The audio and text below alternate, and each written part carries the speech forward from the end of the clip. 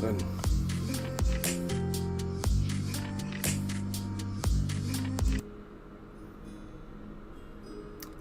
Right, good morning, Chris. Good morning, everybody. How are you doing? So, today I'm going to be doing a few hours work on this handsome chappie in the corner. Hope you're keeping well today, Chris.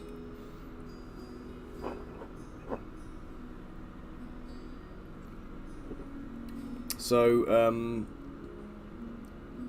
yeah, you can see the guy on the right hand side is my scales. This is a human scale. Yeah, still got a little bit of a lingering cough, mate. It's hanging around, hence I've turned the camera off, so occasionally I may have to just mute my microphone so I can cough my guts up off screen. And I'd rather everyone didn't see that, so, yeah, just cracking on with it, really. Doesn't help that my office is like, you know, sub-zero in the mornings lately because it's so cold here. So we had minus 8 yesterday, I think it was, and that's not fun to come into. There's about 2 degrees inside my office, so yeah, no printing happening in here until it warms up. But yeah, so the guy on the right hand side, last stream I robbed an arm and a leg off him to kind of furnish the Trogre. So we're going to just work on that today. Oh mate, I'm dressed like an Eskimo in the office today. I've got the heaters on. I've got like layer upon layer upon layer. So I'm well and truly, you know, ready for the weather. Let me just find the Trogre reference image for me so you can see it better. There we go, there he is in large scale. So There's a little bit of work to do on his face, I think, if I remember right. The asymmetrical elements, obviously, we've got to get done. Things like the drool and stuff I'll add in as well, because why not? And hands other than that, I think. So before I do anything else, I think I'm gonna we'll do the big shoulder pad. Now Chris, are we looking at here, is this like one shoulder? Excuse me, that caught me off guard. Are we dealing with one shoulder of armour here, Chris, or are we looking at, like, is that like a mantle that goes all the way around, or what are we thinking? I'll add a belt to him in the meantime. The belt will be just a simple cylinder. Looks like it's like a band of metal that's like riveted in or something like that, so maybe do something along those lines. Just one shoulder, yeah, that was right. So what's the context of the Trogre in the Cursed Empire universe, Chris? How's it fit in with Thargos? Is he part of a faction, or is he just like a monstrous encounter, or what are you thinking? Because he's certainly monstrous.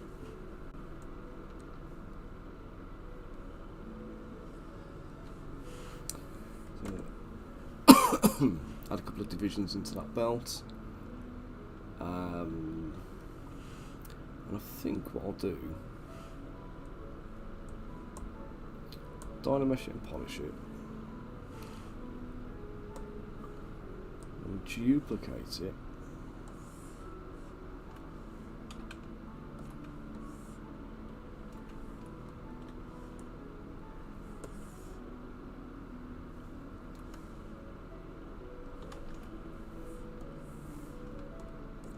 Oh nice, so he's literally just there to just annihilate your players then.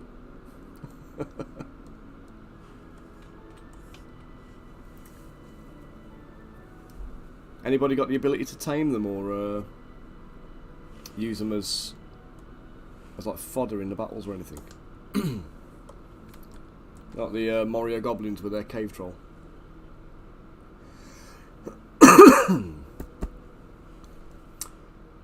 You, Chris, multi-platforming. How you doing?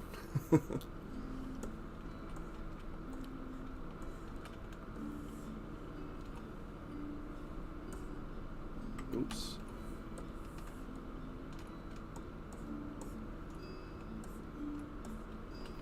So the only piece I want to keep is that one, so I'll just take the rest.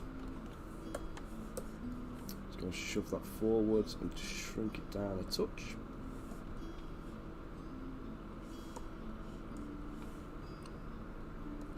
Sparky Face, morning, how are you doing?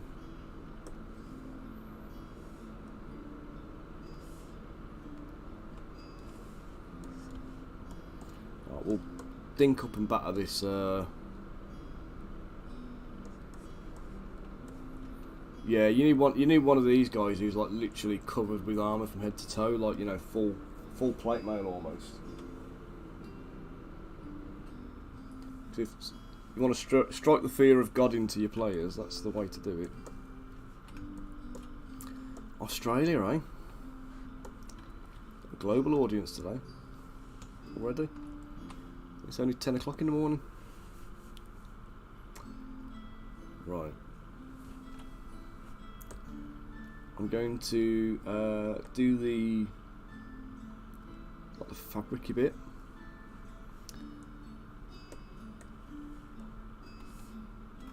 Turn symmetry off for that. Let's just bring that down here. Doesn't have to be too accurate.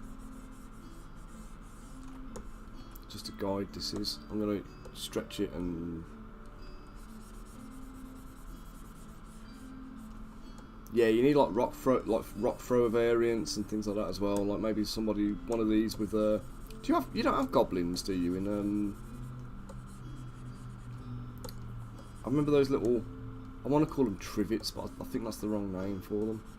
They were like a little goblin type creature, but I don't remember specifically like goblins as like a, can I use the word race? Is that a, Is that a naughty word in terms of Cursed Empire? I know it's a buzzword in the D&D world at the moment, but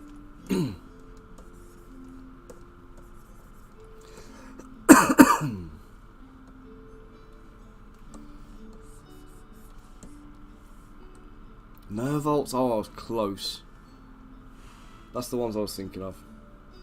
I made you a few of them, didn't I? If I remember right, there was about like a little pack of 3 of them or something, was it?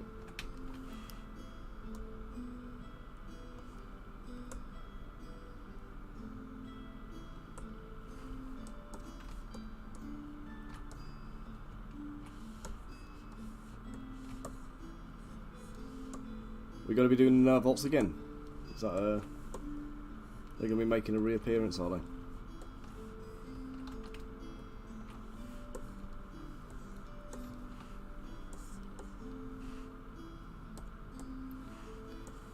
Right, so we've now got a few forms here that are all like merged into one. It's going to merge them even further with the Dynamesh polish. Yeah, that was it, I remember.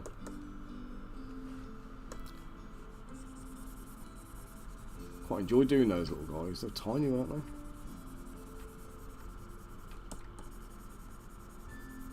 Did you see the imps I did on my stream on Wednesday? Was it Wednesday? Yeah, Wednesday.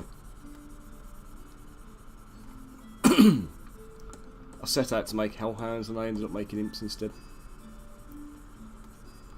Quite enjoyed doing them. The little farting one at the end did amuse me.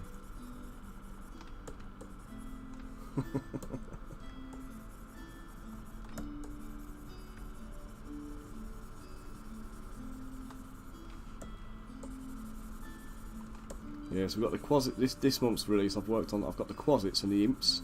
So everything so far is tiny. We've even got a dwarf Santa, so even he's not full sized. So I've got to get some. I've got to get some like proper sized models done for this month's release. Otherwise, it's going to look a little bit meagre. I know it's still the same amount of work and everything like that, but I feel like bad just offering people like minis. Right, let's bring a bit of that up above the top here.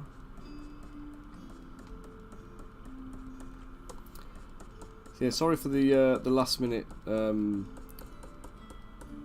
live on this, because normally I'd have this in the calendar, but there's so much going on with the kids' school and things at the moment, like the Christmas events and various things that they keep keep running. I actually thought I was going to be not able to stream today, but as it's happened,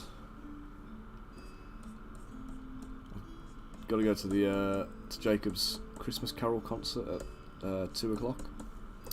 So as long as I knock off before, around about 1:30, I can grab a bite to eat and then get down there in plenty of time then. So let's give him a little bit of a, quite Roman looking, isn't he, with his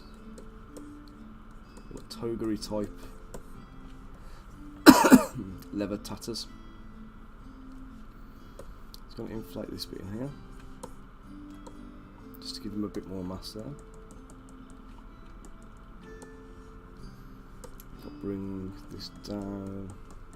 I might overhang it on the side there, just so it's got a bit of interest going on. So how are you keeping today, guys? Everybody well, healthy?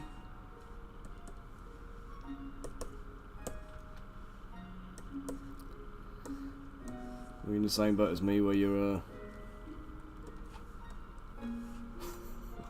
on antibiotics and fighting your way through?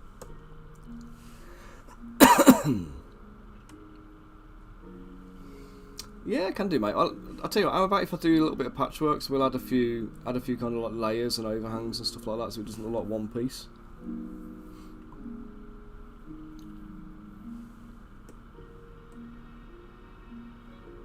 Yeah, I know you said, mate. Have you finished all your print deadlines now? Is everything with the printers that needed to be and all that kind of business, or have you still got stuff that's outstanding?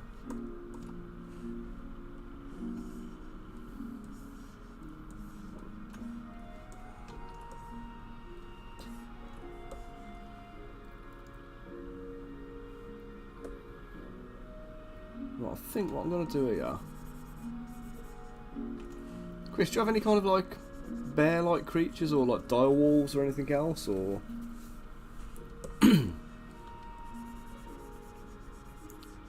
What do you think would make a good pelt for this guy? I kind of don't want to just do fur. I feel like just giving him fur is a bit of a cop-out in this case. I want to put like a head on it maybe, and maybe like a clawed arm or something like that, just to give him a little bit of the volume of the guy, the size of the guy. He needs that little bit of extra detailing. Lovely stuff, mate. Right, let me just get my Facebook Messenger up and wait for your references to ping. Right, let's extract that. Accept. I think we're going to leave that over the belt, you know. You can't really see it in the image anyway, so it's not like I'm not deviating too much, but we'll go down to there like that. And let's bring, so he's going to be moving forward, isn't he? So let's bring that bit backwards. That can be like an arm or something. And that bit could be like another arm.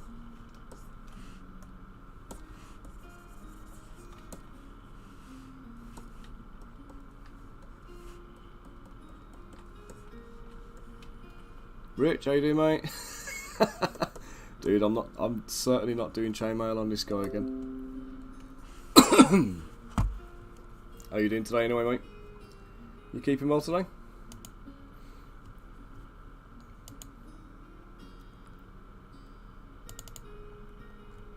Right, so Chris has just sent me over some images of some massive wolves. Yeah, so we've got a nice big snarly wolf here to use. Oh, do you know what? I've already opened it. It's on the wrong screen. Let me show you. Like this guy here. So we're gonna turn this this pelt into a big old what do you call it?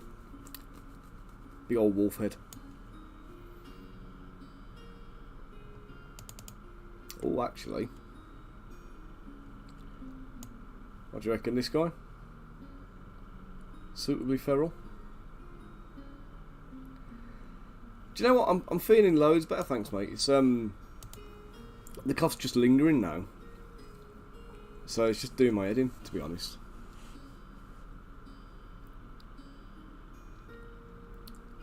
But I'm getting through the days. I'm annoyingly, I'm not coughing until I sit down and try and do a stream. So what's this last one I showed? As Chris saying in the chat, it's called the Aurak, or the Aurak, and it's a wolf bear crossbreed, which sounds suitably challenging that a Trogre might want to skin it and wear it. So I'll sculpt a bit of fur in.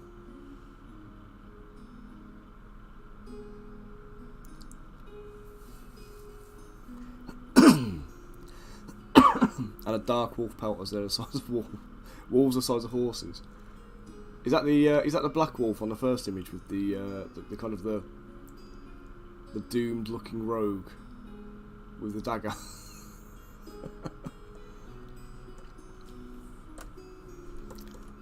Let's get this. Let's get some texture built into this guy. So again, fur. What I'll tend to do with I'm doing fur. There's no muscle or anything in this, so there's no kind of like muscle forms to kind of follow. We'll obviously leave the skull in place so the head looks like a head. But the cloth and everything on this, I'm gonna like create like chunks of fur that you'll see me doing here. So just make sure that's scale appropriate for the human. Looks like it. Oh, I didn't even spot the pack of wolves in the background. Oh, god, yeah. So again, for anybody who's reading the chat and following along, you'll see here. So we got, this is the black wolf that Chris is talking about, size of a horse. There's a pack of normal wolves that are just devouring a bear. And you can see he's friggin' enormous. And a lovely piece of art there.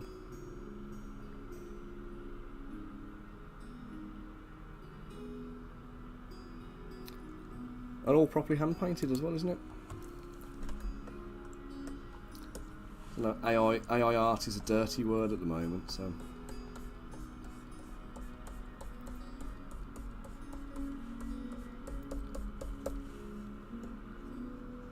All of the artwork for Cursed Empire, as far as I'm aware, is all hand done by proper, legitimate artists, and they're all very good. So you won't see any kind of like just AI images. I don't believe it's all.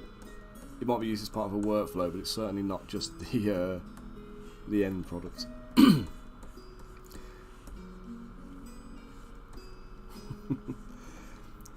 I keep seeing people who are kind of like, you know, they're calling themselves artists because they're using AI, and I'm kind of thinking again. I've used the chef analogy, haven't I, a couple of times with like sculpting. You know, if you're going to sculpt a model, you need to paint it because it's like a chef creating a meal, but never tasting anything. You know, how can you know what that the end product is fit for purpose and good if you're not consuming it yourself? And I've got another chef analogy now for the AI art world. Because if you go onto online, you go onto like Just Eat or one of these like takeaway apps. You go and place an order for a curry or a pizza or whatever it is, and you choose from a menu, you customise a few order prompts and things like that, and then you leave a note for the restaurant or whatever. Half an hour later, the meal turns up at your doorstep. But does that make you a chef? You know what I mean? The only obvious difference there is that the guys behind it are obviously still human producing the food.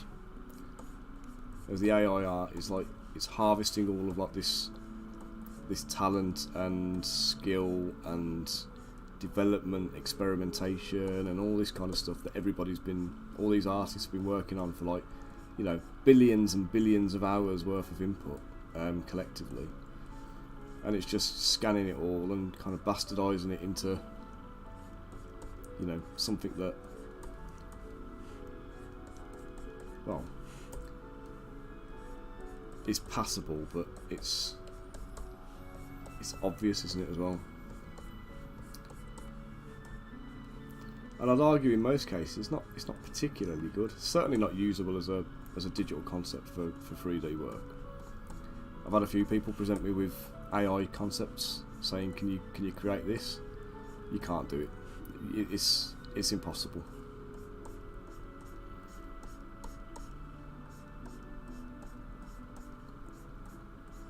It's just a mishmash of like, almost like a photo collage that makes no sense. Well, so this isn't the final fur, by the way, just if anyone's looking at it kind of going, no, that doesn't look like fur. It's not supposed to at this stage. This is just me getting some kind of like texture in there. So this is some directional strokes for the fur. I'm going to go back in, I'll do a smooth Dynamesh pass over this, a polished Dynamesh pass, which will help to kind of unify it and smooth it all out.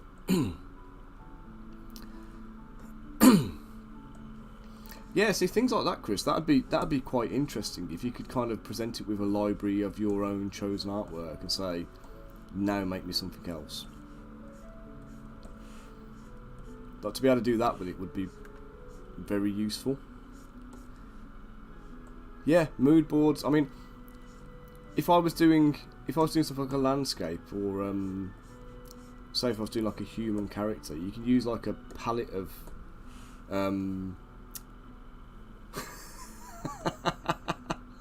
I know. Yeah, I should be AI generating this, shouldn't I, by now? But I imagine that'll be where it'll go with 3D stuff eventually. There'll be, you know, I don't know if it'll ever be able to kick out entire models, but I imagine you'll be able to use more like processes and procedures and stuff.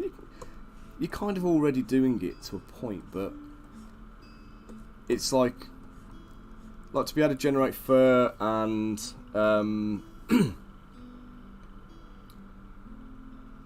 what's that dream fusion thing? That sounds dodgy. I'll have a look at that in a bit though, see where it's going then. But I imagine it'll be kind of like you'll be able to kind of procedurally create like textures and things like that. Because you can kind of do it with like particle effects and stuff in like Blender and stuff. But there's a lot of programming and stuff, and I think where the AI thing has kind of gone, and I've seen people have mentioned that it's now available for like coding computer games. Rather than having to learn code and do all the hard work, the AI can kind of do that for you based on the prompt you give it. So I think we'll end up at a point where we'll have like, you know, I want to texture this with fur. You'll be able to like prompt it to, you know, simulate bear fur, or you know, sculpt bear fur onto the surface, or sculpt wolf fur or something like that, and it will look at, you know, alphas and textures and things like that, and automatically do all like the UI unwrapping and, you know, all of those little processes that I just absolutely hate doing. Morning, Alston, how you doing, dude?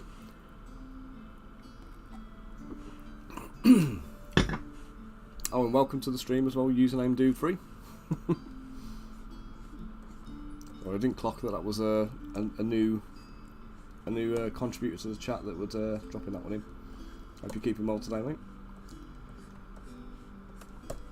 So yeah, so I think we'll end up there at some point, but whether it'll I'd like to think with the 3D stuff it'd be more about assisting workflows rather than creating entire models. I know if it's creating entire models, it's going to cause an absolute, you know, bedlam style.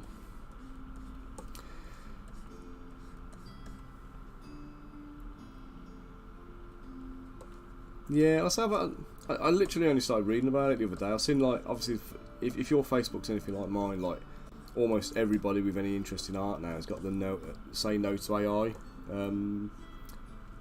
what do you call it? Like photo on their profiles. It's just gone rife, and then there's a few people who seem to, in protest, be putting AI generated artwork up as profile pictures. So I don't know if they're just trying to rock the boat, or if, you know, they're just fighting their own corner, or if they're just oblivious to the you know, the arguments that are happening or whatever.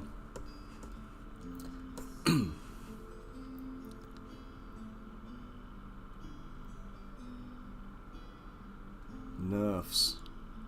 Are you talking nerfs as in like the? You're not talking nerfs in like the foam bullet guns, are you?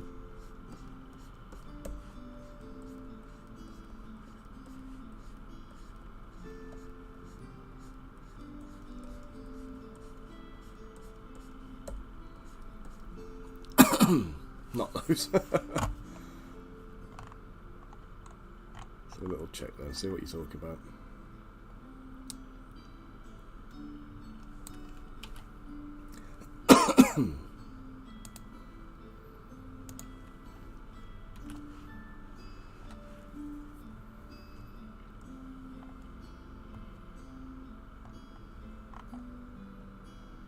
Just show you guys what I'm looking at. Text to 3D using 2D diffusion. So I assume you're presenting a 2D render or something like that, or a 2D photograph, or and it's creating a 3D off the back of it.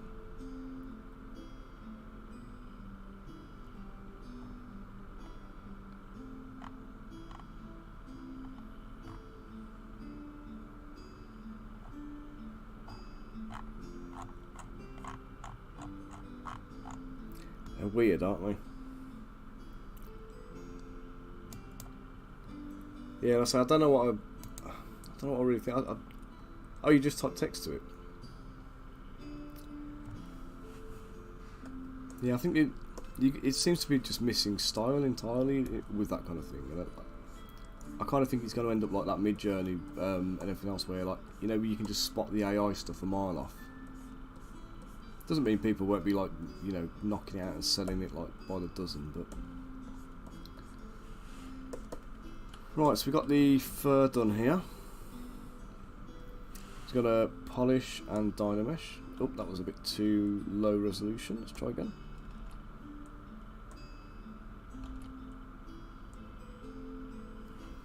That'll do.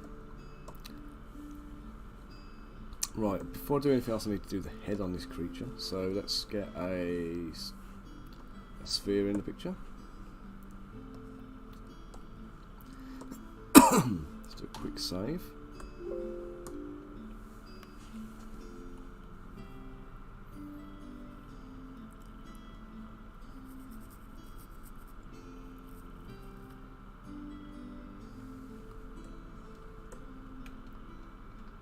No, I've always done miniatures, mate. Like for me, I started painting models when I was 5 years old, so I'm 39 now, so it's, what, 34 years of miniature painting. Playing things like Warhammer 40,000, Blood Bowl, Necromunda, Mordheim, all that kind of stuff from GW, and then going off into things like Infinity and Void, which is going back a while now, but you know, those kinds of games, plus like things like D&D and Pathfinder, Warhammer Fantasy Role-Playing stuff. So I've always done like the hobbying and the gaming side of things. And then when I was about 17, had my first like proper long-term girlfriend, and then just didn't have time for the hobby stuff, and I ended up selling all of my collection of models. And basically, she went off to university, and then we kind of like later split up. And while she was off at university, I was looking for like something to keep myself busy, so I wanted to go back to my models. And then that was when I started sculpting stuff, because I'd sold all my bits box, all the stuff I was using for conversions before, which was part of the hobby. The major part of the hobby for me was converting models. And I ended up kind of like, because I didn't have the bits box, you know, on hand anymore, I started sculpting. So I picked up some green stuff and milliput and stuff like that, and I started converting the models by sculpting the extra bits on. And then that led to doing more and more and more actual miniatures. And I started doing it as commissions. And then, I say about 16, 17 years ago, I was doing commissions for Chris on Cursed Empire, doing these same kinds of models for him, but in green stuff. And then, you know, back around about 2010, I started doing digital sculpting in Zbrush, and the thing that drew me to Zbrush was like, obviously you'll see what I'm doing now. What I'm doing now is very similar to how I would sculpt an actual physical miniature, like the way I sculpt fur and like chainmail and stuff like that. That's all the same kind of technique that I would use in putty. So the thing that appealed to me with Zbrush was actually the fact that it is close enough that it's I could like bring my existing technique over and just adapt it. So yeah, it's been an interesting like couple of years, man. But yeah, my whole digital experience is entirely founded in like hobby, really, more than anything else. It's all self-taught, and you know, I've just refined and developed my own techniques over the years. You know, never been to school for it or anything like that. It's just, you know, just do what I need to do. Yeah, that's it. No topology worries or any of that kind of stuff. And this was one of the hard things I found when I first started doing sculpting back in 2010 with Zbrush. There's no tutorials around for it. There was nothing at all about producing stuff for 3D printing. Like everything you found, it was all about doing like you know, stuff that was going to be animated or rigged, or even just making a nice model to be rendered for like, you know, 2.5D art. And there was an awful lot of this kind of stuff around, but then nothing. It was all adding like unnecessary steps and worrying about the topology of the model, and I kind of didn't really need anything like that.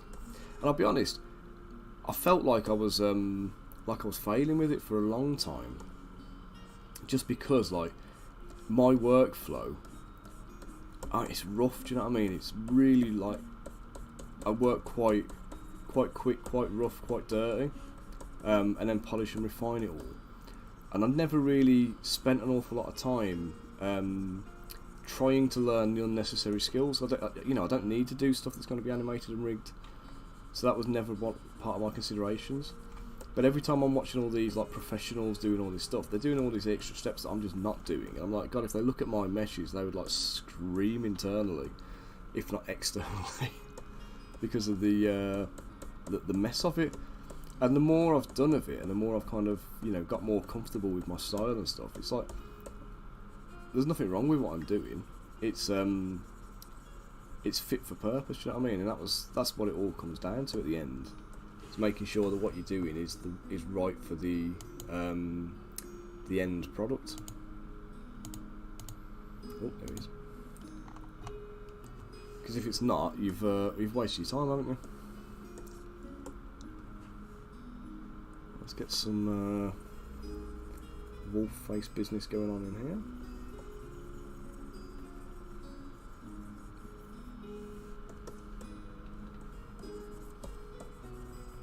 So I'm using dynamic topology here as well, not just like Dynamesh. So I use the Sculptress Pro mode, so it creates the geometry as I sculpt, so I can kind of go a little bit further with it. It does have limitations, so if you get to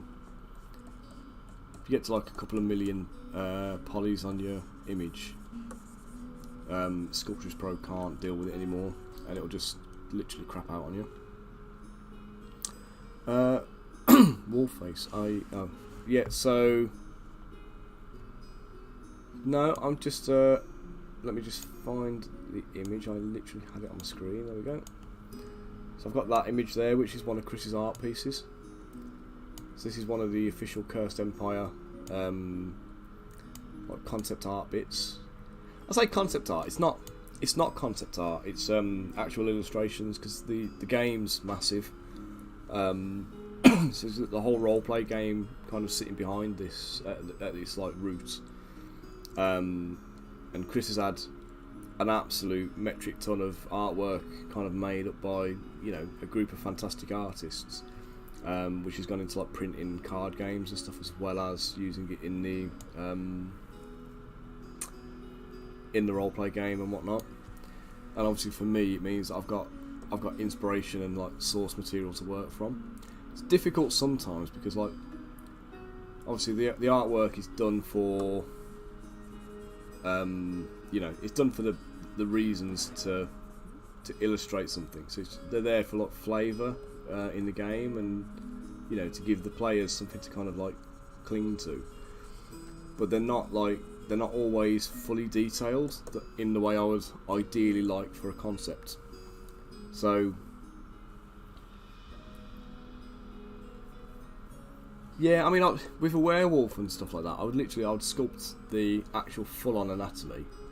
That would be the first pass would be just a full anatomy pass, and then the actual what do you call it now? Like the rest of it would happen in like the texture pass. Like let's say I'll be doing the texturing in a minute, so you'll see like the fur texture happening. And it's all manual. There's no, you know, we were talking about AI a minute ago. There's no AI type processes. There's no like automated bits and bobs. Everything I'm doing is hand done. But I just prefer it that way. Do you know what I mean? It's not. I've tried alphas. I've tried insert meshes. I've tried all of these things you see other people doing, and I just don't like it. Yeah, it's just not for me at all. So you know, I do what works for me, and more often than not, like you say, it's a manual process that I end up kind of like falling back to. But I love it, so you know. Yeah, alphas, you have to bump them up a lot, and the problem you find is like, I was talking about it the other day. There's like an insert mesh that I've seen like a million times. If I just sculpt it on the back of here, and you'll see what I'm talking about. But what you'll see is you'll get like, oh, not like that. You'll see a little curve like that with like a ridge in it, and then there'll be a larger one like this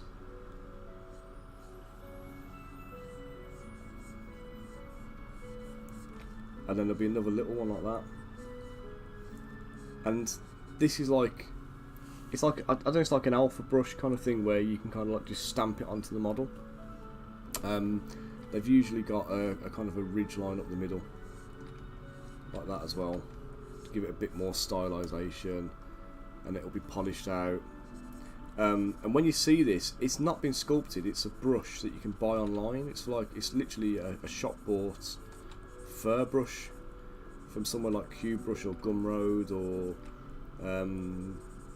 you know, what are the other ones, any of these other places that sell like the art, the thingies, and you'll see this little thing, and what you'll see is that exact pattern will just be repeatedly stamped across the surface of a model to give it the impression of fur, and it's lazy. It's really lazy, and it looks awful. And I just really dislike that whole look. And the other thing you see a lot of as well is they don't necessarily bother to, like with a wolf for example, where it's full of fur, they won't texture the entire wolf. They'll just randomly stamp it to kind of give the implication of like fur. But obviously different creatures have different types of fur. You've got like long clumpy fur, you've got short fur, you know, you've got like matted and whatever else, and there's never any accounting for any of that. And then as soon as you add movement to the model, you need to be adding some kind of like movement to the fur, otherwise the movement feels flat. And it's things like that that you see an awful lot of, where people are just knocking models out just to kind of, you know, fulfill the market greed, essentially. You know, the need for people to have hordes and hordes of models, and they're not looking at the quality. And you know, I'd love to see more people being a bit more conscientious about like the details and stuff. But I think a lot of people have come into the digital art market, the miniatures world. They've come from like a digital background where they're doing like CG models and video games and things like that. And the thing you got to remember with these guys is they are making models that are in like a T-pose. So like they're standing in a static position with their arms and legs outstretched or whatever. And then those models are then rigged and animated by somebody else. So the whole movement thing is like created by somebody else. And the effects of things like wind and gravity and all that kind of stuff, that all happens through a physics engine in the game usually. Do you know what I mean? So the guys who are making those kind of mistakes, they're doing it because they don't have to think about it normally. And now that they do, now that there is no physics engine and no riggers and whatever else, now that they've got to suddenly start thinking about it, it's not like, do you know what I mean? It's not, oh yeah, absolutely. I mean, what I'll do is I'll work in symmetry now, as you'll see. This will be as far as I'll take this in the symmetrical mode, just to get the kind of the details in. So I'll work in symmetry to this point, and then after this, symmetry goes off and all the fur will be sculpted asymmetrically, because it gives you a more natural look. Everything always looks wrong. It always looks suspect and peculiar if you try and do everything everything symmetrical. It looks flat. Do you know what I mean? Characters look unbelievable, and you know, no matter how well they're sculpted, if they're done fully symmetrical, they'll always look wrong. But like I say, it's easier to sculpt with symmetry on, it's quicker to sculpt with symmetry on, but it's also lazy and doesn't benefit anybody, you know what I mean? So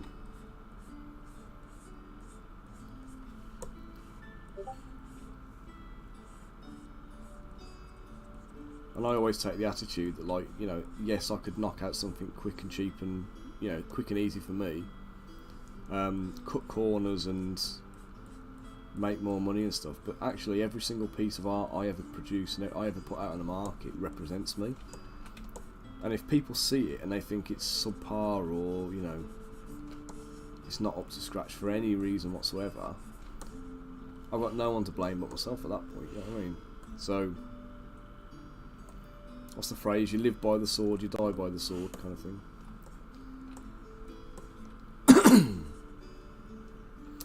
Right. Let's just get this guy some snarly teeth. Obviously not snarling because he's kind of dead and skinned. Oh, you saw the pig. Oh, excuse me, made me laugh there and cough. Yeah, it's the same principle. It's literally the same. I mean, what I did for the pig is literally what I'm going to come back and do on this wolf. So the strokes are done using the orb cracks brush, with the lazy mouse turned on and a little bit of Z depth, so a bit of raised intensity. And that way what happens is you get these nice raised ridges that you can like dry brush, but the ink will settle between them if you give it an ink wash or whatever, and it will lend itself quite nice to painting. And with something like the wolf where I'm doing like a scraggy fur, then what I'll probably do there, I want it to look a bit more matted, I'll probably add a few more, like, rather than doing straight strands, I'll probably do a few more like, you know, like stretched out S's and have a few crossovers and clumps and things. So there'll be a little bit more, I want to say like less uniformity, but not like, you know, it's not uniform as such. But you know what I mean, that kind of thing. That's feeling better. Definitely looking wolf-like. So let's. Yeah, I always used to use use damn standard, but then I discovered orb cracks, and I just bloody love it. It's brilliant. It's one of my most used tools by a mile. And I don't know why it just feels better than damn standard. I don't know why. Damn standard's perfectly good, but since I started using orb cracks, I just can't go back.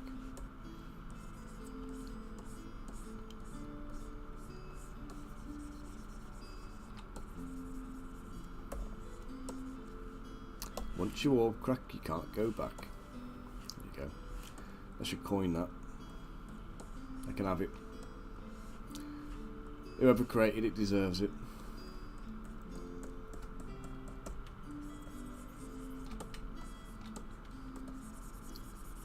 I mean, if you're using Zbrush, it is a free tool, but they do they do have a donations page as well. And for something as good as that, you've got to donate to them and, like, you know, show your appreciation. It's you know, I certainly did. It's not fair to, like, you know, get all this use out of it. Like, literally, it's one of my main tools that I use. So if I'd have just used it and not paid for it, I'd feel like I was cheating them. Okay, let's get some teeth in. I'm just going to sculpt the teeth straight on because minor details and all that. Yeah, you can get it from Gumroad. Can't remember if that's where I got it from. I'm sure at the time when it was first released, they had like a dedicated page for it, I'm sure. I honestly think, like, it's not Pixologic now, it's Maxon, isn't it? They need to just, like, suck it up and just buy that brush off the guy and just include it in the ZBrush standard, because it just makes the whole thing better.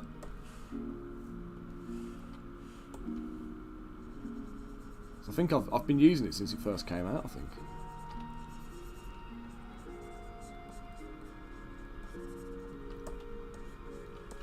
Honestly can barely remember not using it.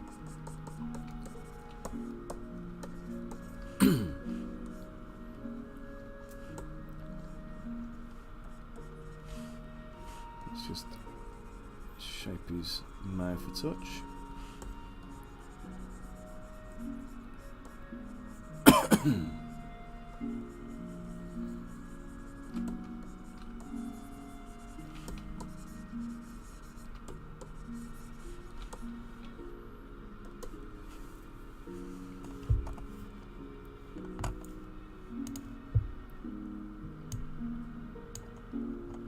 Let's just move that a little bit.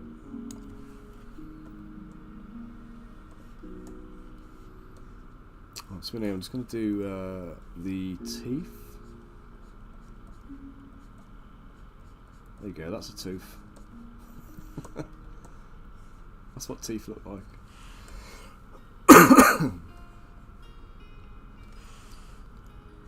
Obviously it's not, but there's a bit of a trick to it, but if you're doing it this way at least, it wants to sculpt straight in line with the you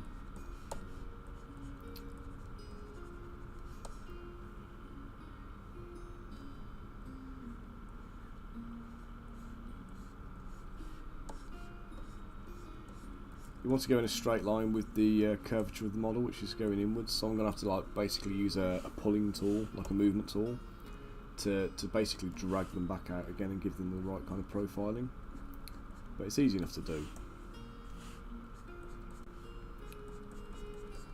So what I'll do is I'll sculpt the teeth in like this. They are like little squares. I'm not putting too much into them right now. Yeah, I use move topological a lot, but it really mangles up my geometry. Like if I do this and like move, it's not so bad actually at the moment. But quite often I find I get these like little ridge lines that are like, it almost looks like it's been masked off and then moved from there, and it gives you kind of like these weird little artifacts. You end up having to go back over and like properly, you know, not mask, but like smooth off the surface and re-refine it. It's easier sometimes to just use the proper brush, but just isolate everything.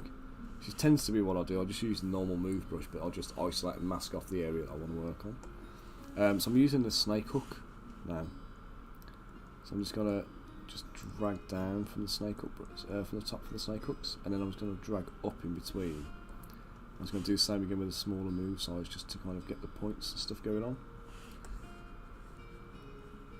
There we go. So we've got a few pointy teeth there.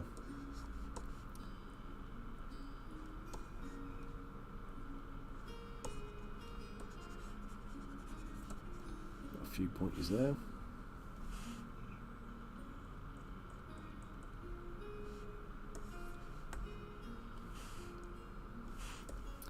But yeah, I move topological I do use, and then often I regret it.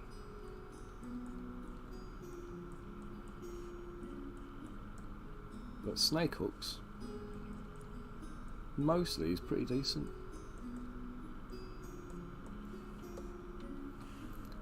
Right, now what I want to try and avoid is any kind of like, I don't want any like major pits behind the teeth.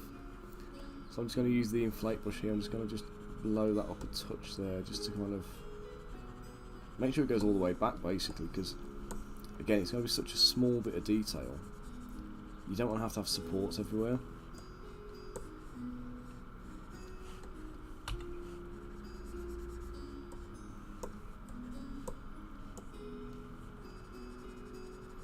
So any areas where I've gone, like, you know, deep back, and I've got a kind of a massive undercut, I need to make sure they get filled in. So let's Dynamesh again. Get me all cracks into here, boost up my intensity size and reduce my diameter.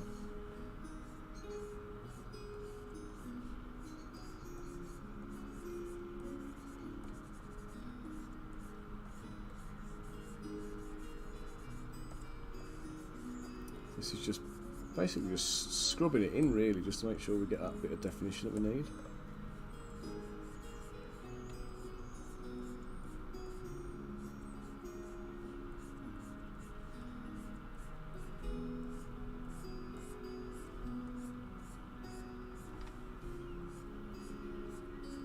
Sculpting some like ridge lines on the teeth, which helps to give it a little bit of a 3D shape.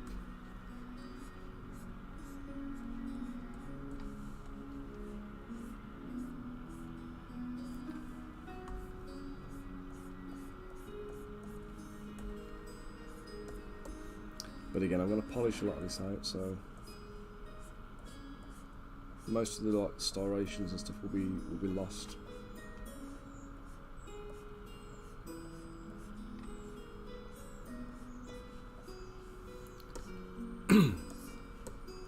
So find your best bet with sculpting is generally use positive and negative together.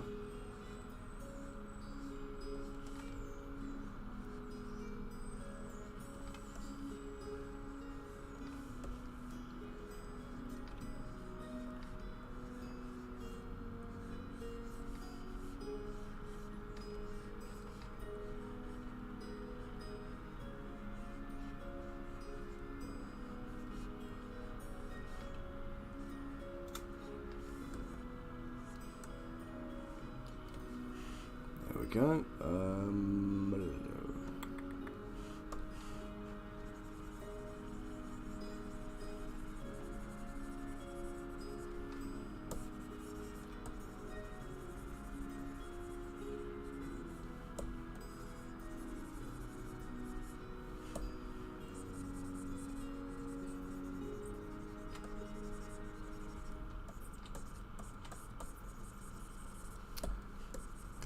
Going down well, Chris.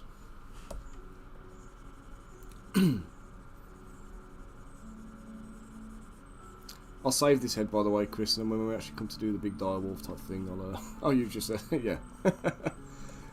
Yeah, it seems silly to do it once and then after you have to do it again, doesn't it? So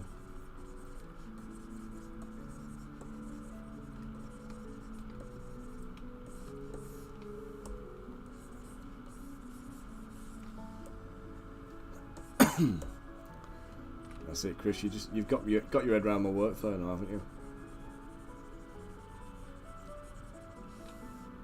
So say work smarter, not harder.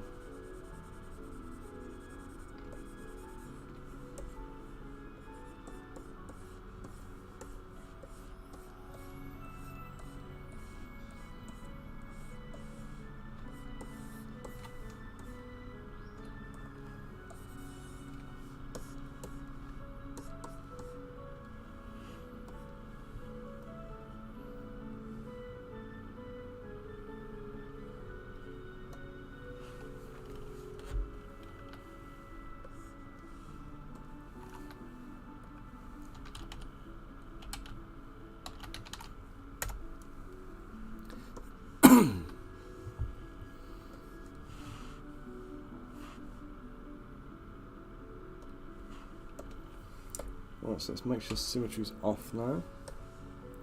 Let's scale this down. Right, against a human, that would be about right, wouldn't it, Chris? About the size of his torso. Touch bigger, maybe.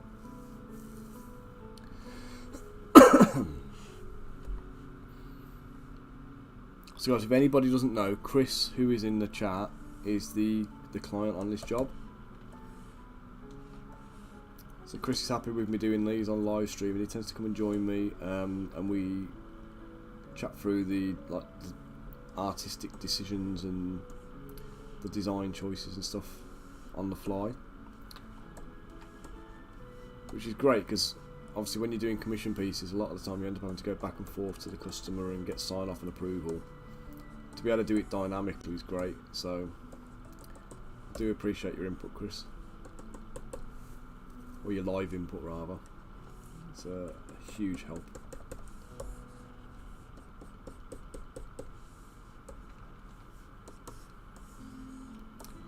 Right, now these arms feel like silly small now.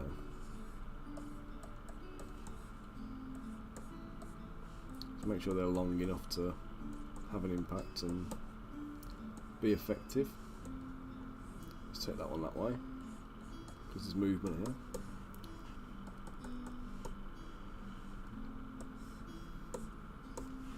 Now we want to make sure the arms are wide enough to get a good set of claws on the ends. So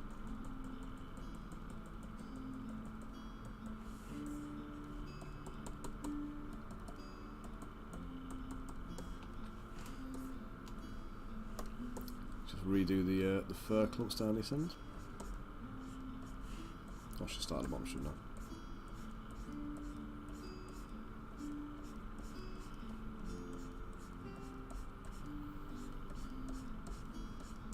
Again, when you do something that's larger, it's best to make sure you've got a human for scale and make sure that any textures and stuff you sculpt on the larger model are the same size that you would use if you were sculpting them on the human. Because if you start sculpting kind of like, you know, fur at 200% bigger than what you would do on a human model, the scale looks off then when you put the models together. They don't look like they belong together. At least not in the same world, do you know what I mean? So, I'm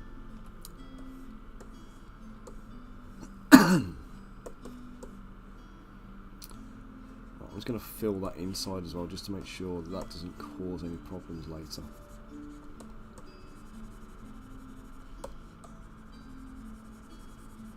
Should have deleted all that internal geometry before I started dynameshing, but I missed it.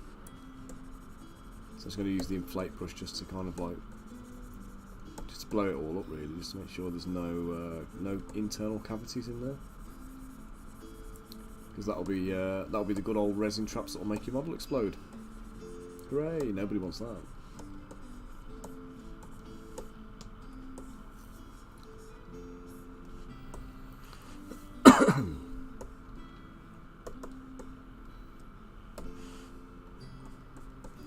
Right, now we're going to join the wolf head. Do you know what I'm just going to turn the wolf head just a touch so that it's moving the same way as the arms. So it feels right.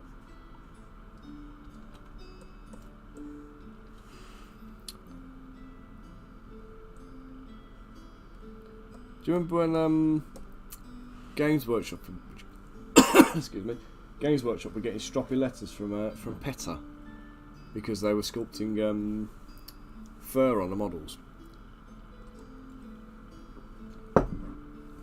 I think they'd love this one.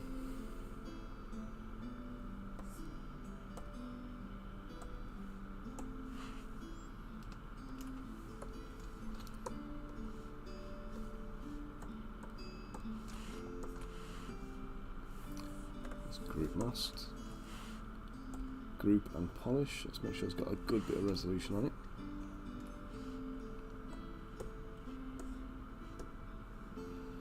Okay, so now we are texturing. So the texturing on this guy, all asymmetrical. Z intensity of, yeah, 40 looks like it's just about right. Size of about 39. Let me just check that with a human. Okay, so 39 is too large, let's go for 26.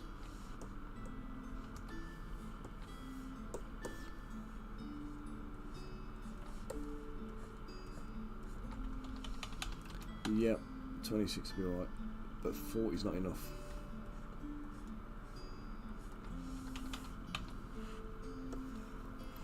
Okay, so 26, 26 gives us a fur that is consistent with a 32mm scale model.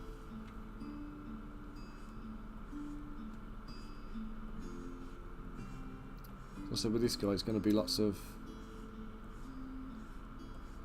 more curled.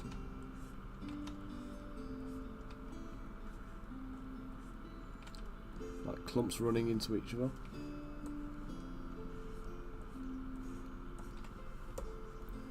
Just going to refine the shape at the back of the neck here, so it's got like an actual run into the body. Let's create a hollow in there.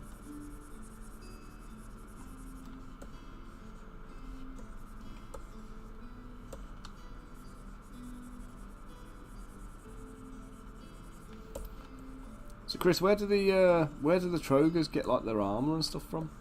What's the they don't look,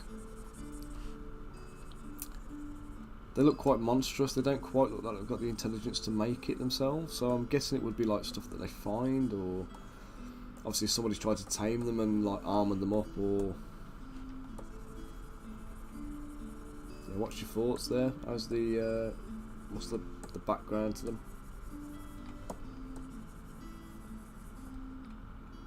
Ah, right, so the Dark Dwarfs are the ones who are kitting them up.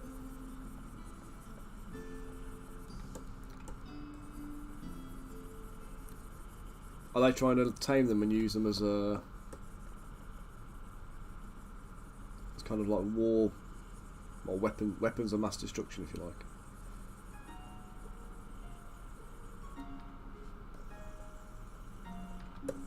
Yeah, I kind of get we'll have proper like wild variants at some point. I imagine that we'll have like, you know, maybe bits of bone strapped to them, or, you know, something along those kind of lines. But I think we'll end up having what do we call it now?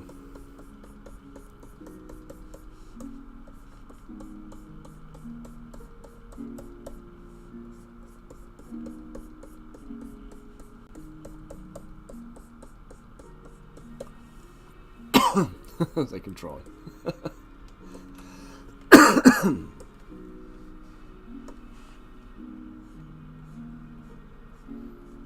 So in here again, the closer we get to the face, this is all short hair. So these are going to be like short strands. We don't want big long strands of fur everywhere. It's just not. It's not how it is. And in some places you don't even need to sculpt the fur, like around the muzzle there. It's going to be so short and so small. I don't think it warrants actually sculpting it. So I'm just going to make sure the strokes leading into it, they taper in and they feather in nicely. Okay, just like that. So they're very short, very light strokes. With the tablet, it's pressure sensitive. So this is still using the same settings that I'm using for the fur, but with lighter kind of like strokes on the brush. It's just like doing shading with a pencil, you know, when you go quite light on it and you know, without too much effort and too much pressure, you get a smaller, lighter stroke. So it's exactly the same.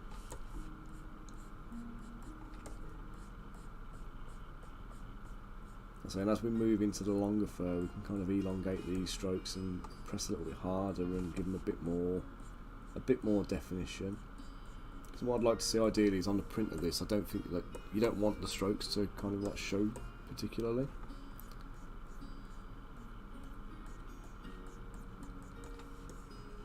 It needs to kind of look like a gradation from nothing into fur, if that makes sense.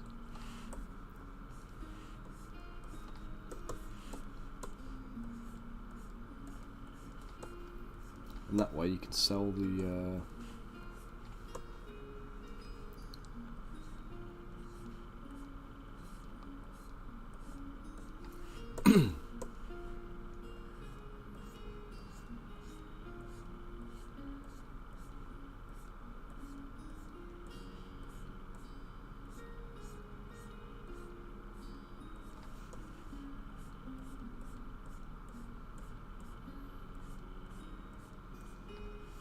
Right, now the other tip with fur, so I've started at the head here, and I'm kind of going from the top down. If you struggle to get it to look right, what you can do is you can start from the bottom and work up. So like I did with the like the clumps that we were putting in. It's easier to do the layers at the bottom first and then kind of overlap into them for the rest of the layers. And the fur layers up quite nicely then, which is kind of what you want it to be doing. But you've always got to try and think about the organic direction of the fur. So fur's kind of it's gonna want to grow like downwards, isn't it, for the most part? Fur's going to be going down. It's going to want to grow downwards. So you just need to make sure that the the direction of the fur, or the direction the fur grows,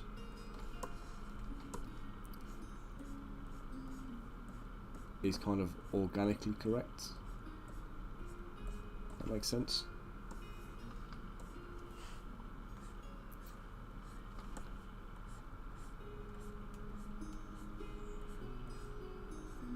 Not dissimilar to topology, actually. So you have topology lines on the face when you're animating a mesh.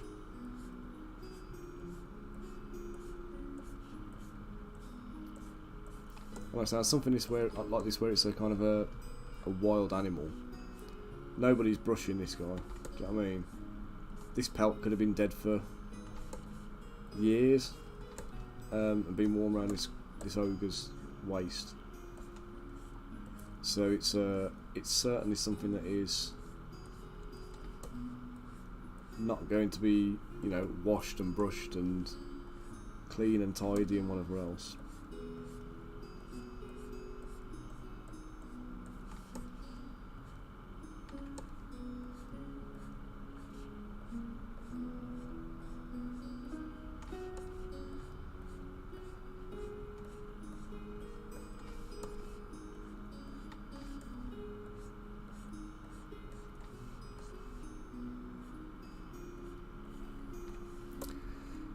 For time, 11 o'clock. 2.5 hours. So let's see how far we get in 2.5 hours.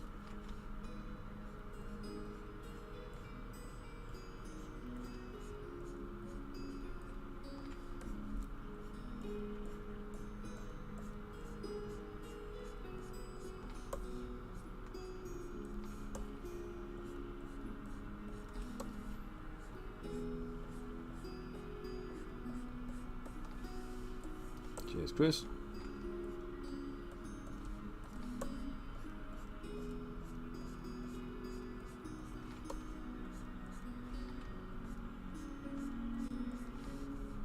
I hope you're appreciating all my lack of symmetry, mate. It's killing my hands.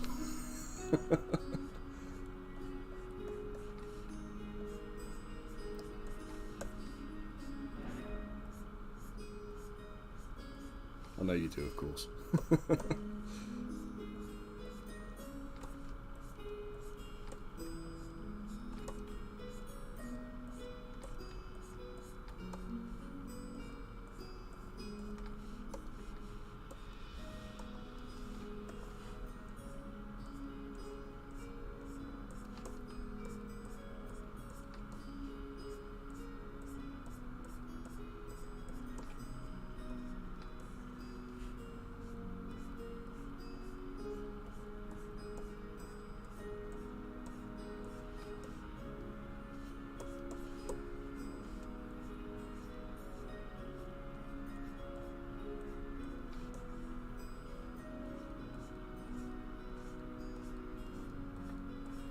I'll start lengthening the strokes now as we get to the back of the head, so it starts going into like almost like a mane.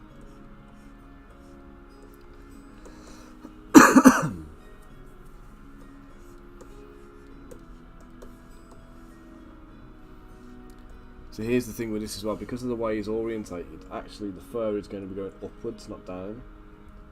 So it will change direction here, it's going to go round his arm and then it will be pointing down for the arms. It's going to be going up and then out to the sides, so it's going. Come on, autosave.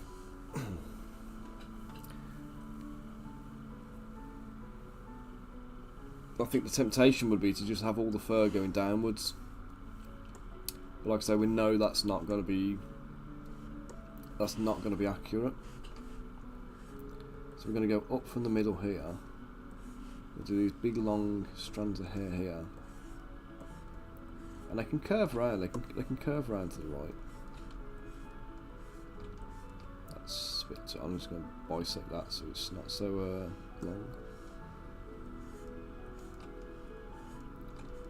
So they're going to go for the middle.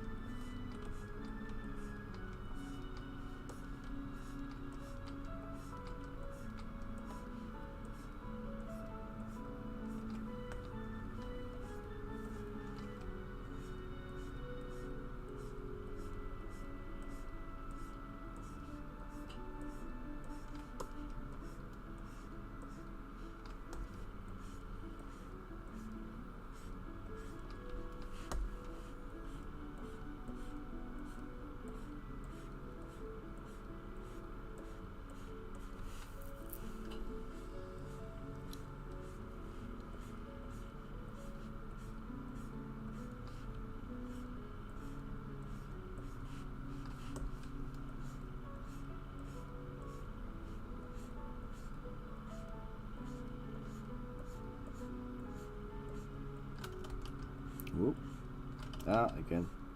I don't know why Zbrush does that sometimes. He randomly draws an entire straight line straight through the middle of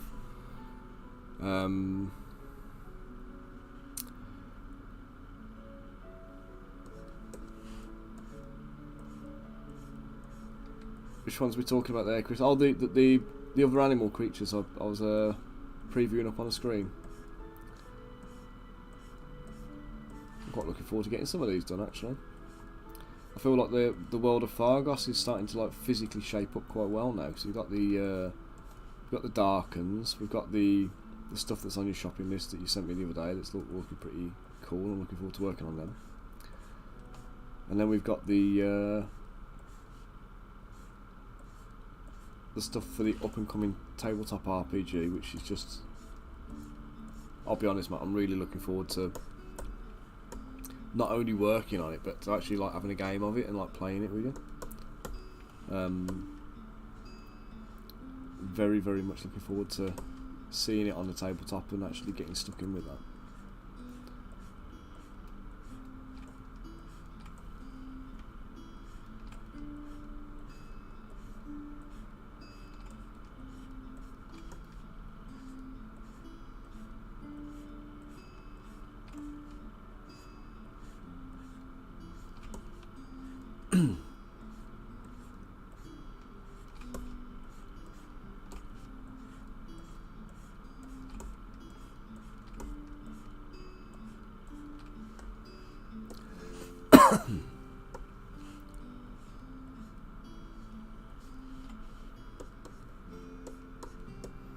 I don't know if you can see what I'm doing now. I'm literally just trying to find like it's like creating an organic pattern with the fur.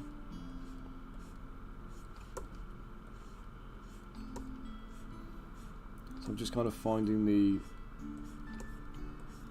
gaps really, and just like filling the gaps in. I'm trying to not cross over the strands too much.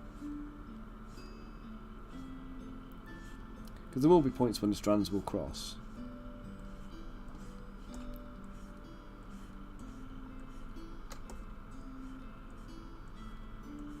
This is about painting definition.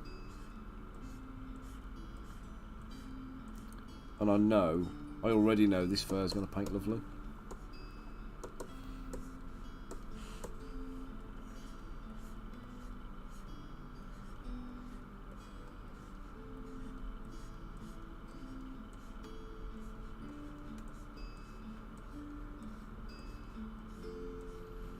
The one thing you got to be careful not to do is what I've just done here. I don't know if you saw that.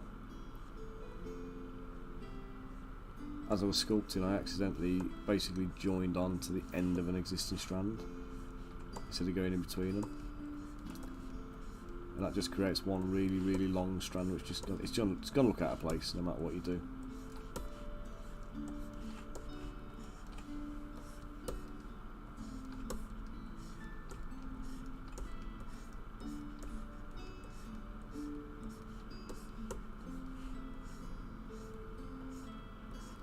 Imagine how bad this thing would stink. You'd smell this guy coming a mile off, wouldn't you? This Trogre.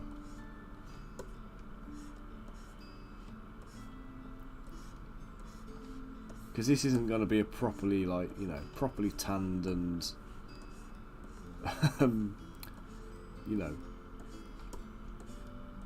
properly created animal pelt. This is going to be just something that he just literally ripped off and just slapped around his waist, either for a bit of warmth or as a little bit of a trophy. I mean, this could be his snuggle blankie and his teddy all in one go. This could. Chris, can we do a version of the Trogre like cuddling up to this and like sucking his thumb asleep? You can use it as an objective piece or something like that.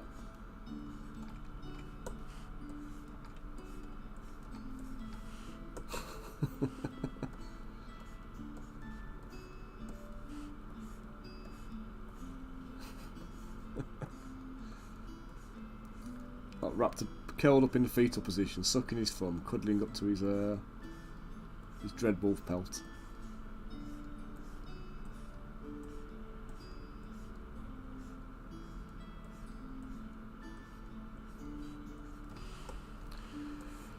Oh, God, that's taking it out of me, that has.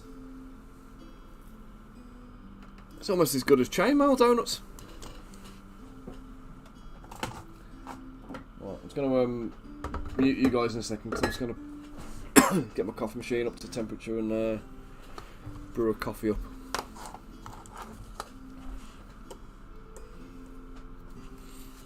I think I've upset everybody with this. We've gone from like 10 viewers down to 2. People not like seeing the wolf. Yeah, I'll put the claws on at the end, mate, once I've done all the fur. The claws were easy to add in, but obviously I just want to get this fur done first. So focus on the one laborious, time-consuming task first, and then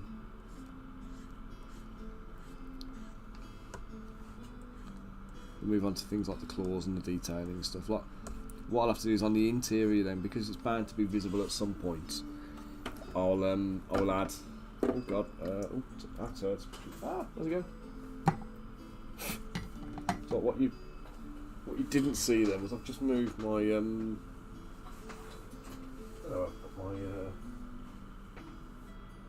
bowl over. I've just taken the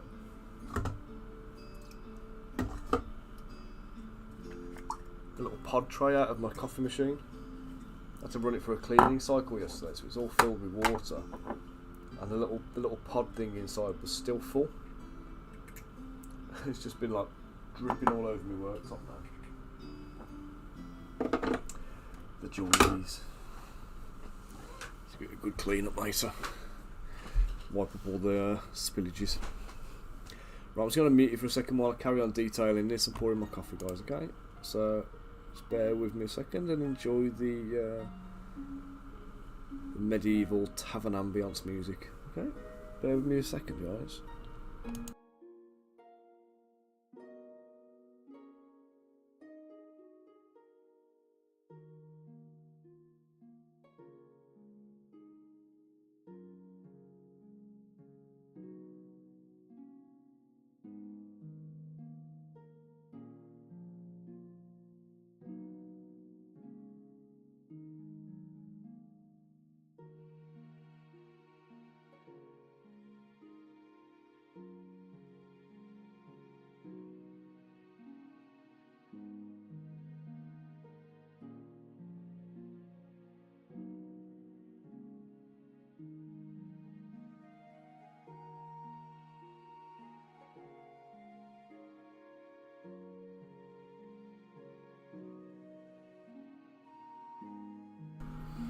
Well, I'm back with my brew.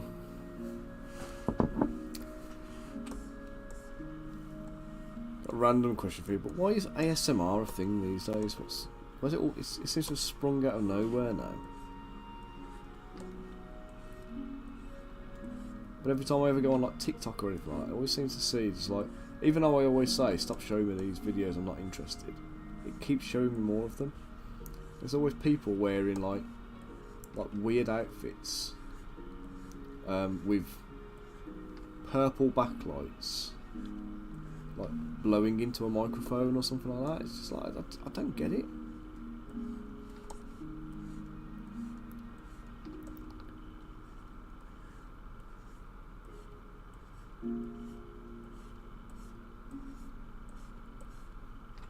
I mention it because I was talking about obviously doing an ASMR stream when I was unable to talk properly because of the coughing.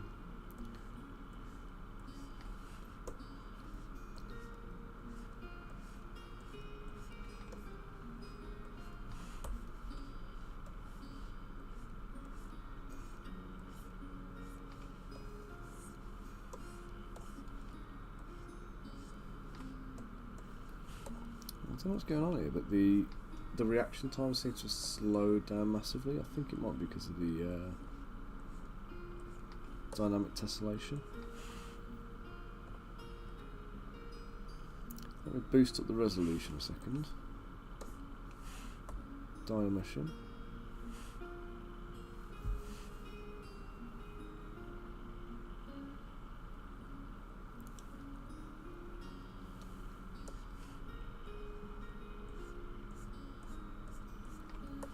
we go. It's faster now. It's alright. The dynamic tessellation I had on, I think I'd got to a point where I was exceeding the viable mesh size. So the point where it stops being useful because it's starting to slow down too much.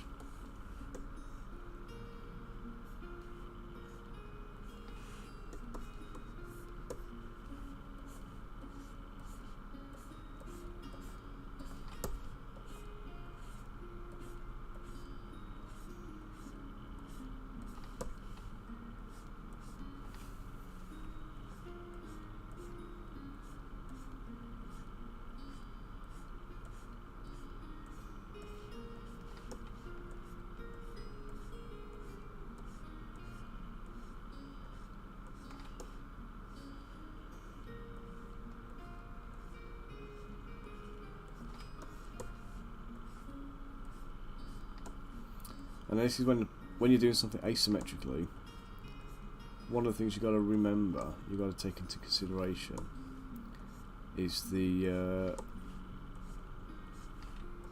length of the strokes you've used on the one side that you've already done. Because obviously it's quite easy to end up going like shorter or longer on one side than the other. I think on the legs, looks like I've got some quite long strokes going on.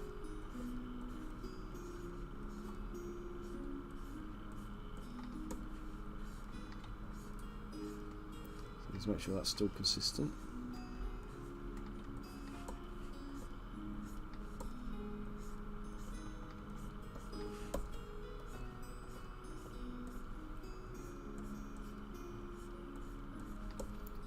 And once I've done this on the reverse side, I need to then do the tattered flesh, if you like, that would be there. It's like the skin that sits underneath the that the fur is attached to, or growing from.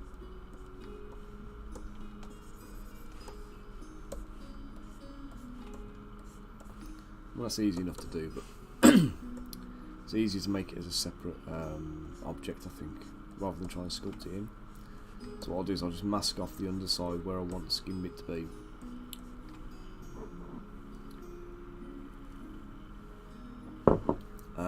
And then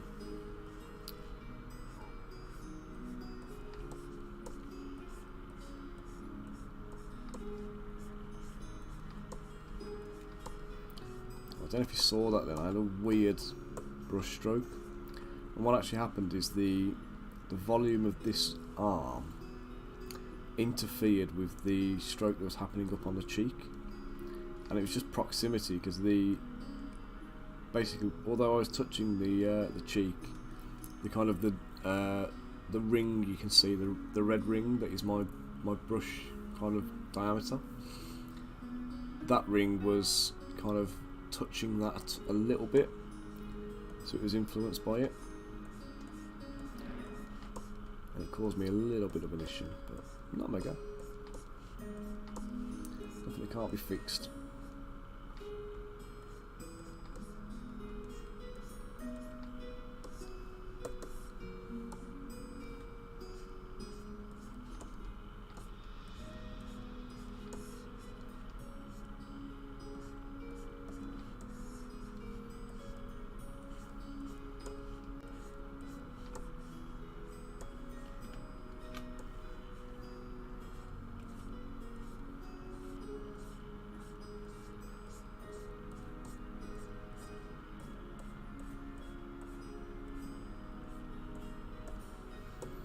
So once I've done all the outward strokes, I need to just do a few inward ones occasionally. I'm not going to do it absolutely everywhere because it'll just detract if I do.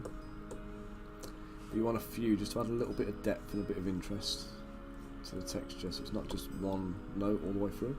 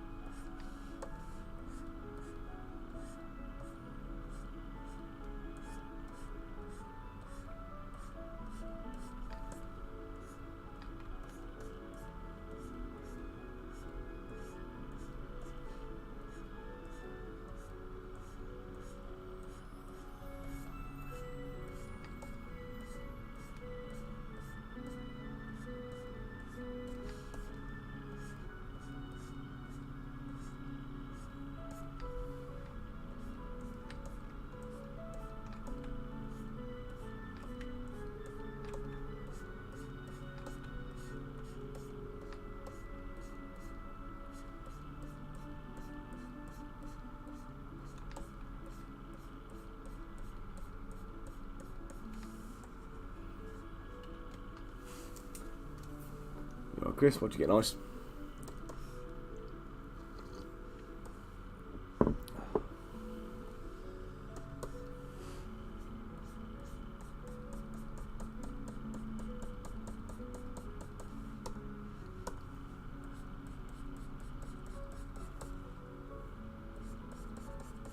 Cheers, mate. Get anything nice for your lunch, mate? Just going to get an inflate in the back of there and just that little bit behind the ear. Just going to blow that up.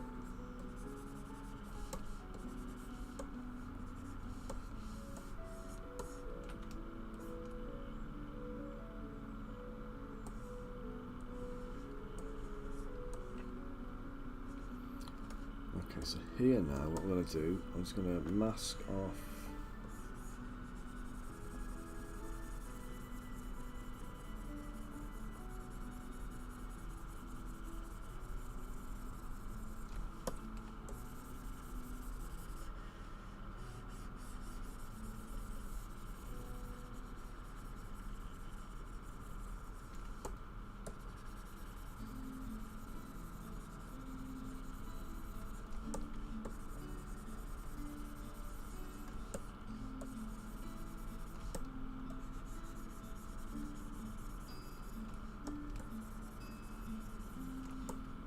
Again, this doesn't have to be too neat because I want it to be tatty anyway.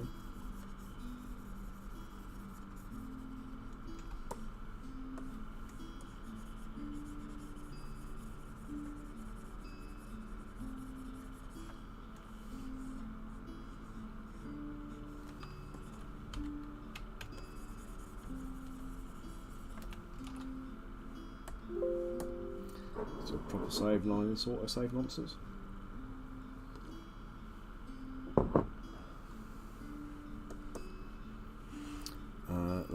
Let's just do a mesh extract.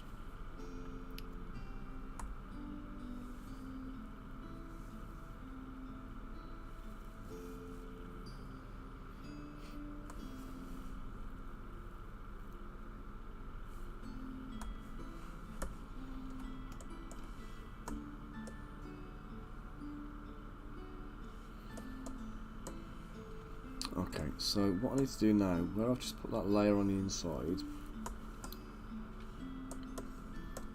I need to smooth off all of like the hair strokes that are on it because I don't need them, I don't want them.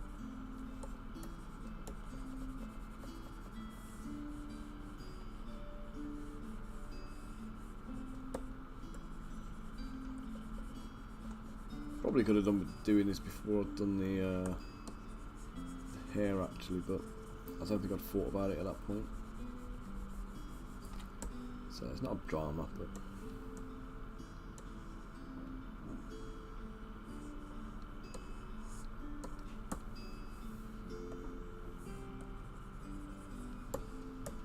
obviously there's some thickness to this and it's the thickness that I need, so I just need to make sure that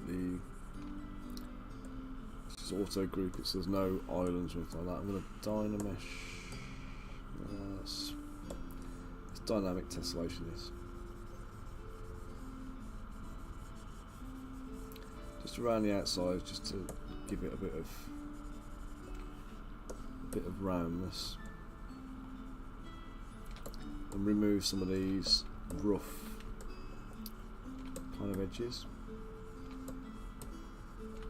But this here, this edge is actually perfect. That's exactly what I want.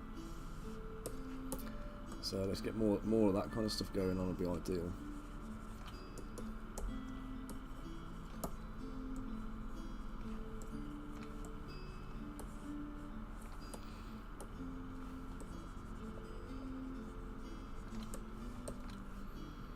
I want that real like real roughness to it. I don't want it to be like smooth and neat and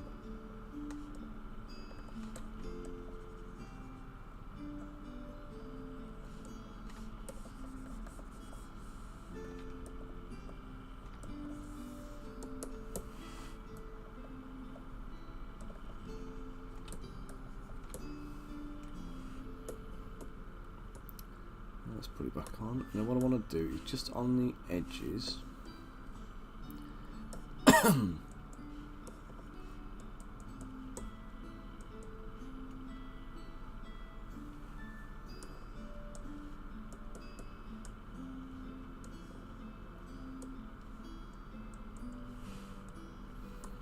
just want to pull it up just a touch in a few places, just to kind of give it a little bit of an overstretch.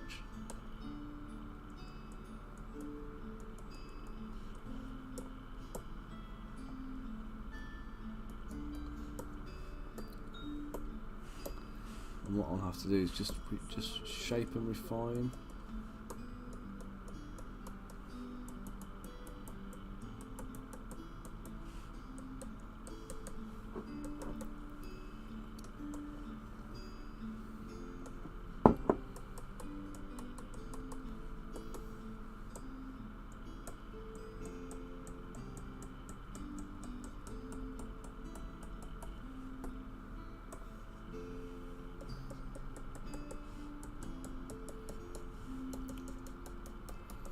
And then once all this is in, what I'll do is I'll add like nicks and cuts and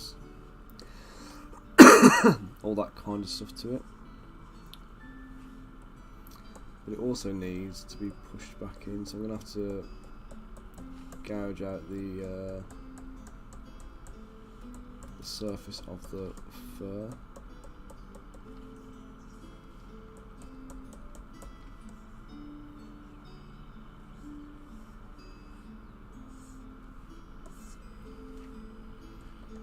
We'll leave it at the end because we'll actually add paw pads on, I think, to the feet.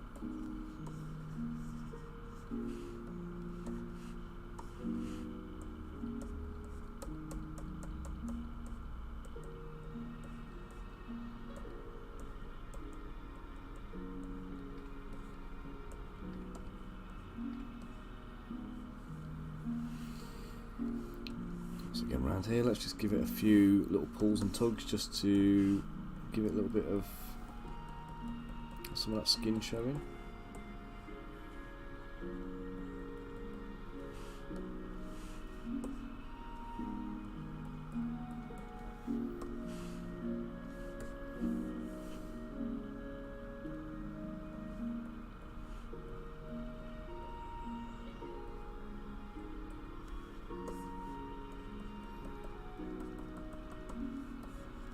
Few areas we want it really kind of pushed back as well, so we're not just pulling out, we're moving it in two different directions. We want to create a real kind of like irregular edge.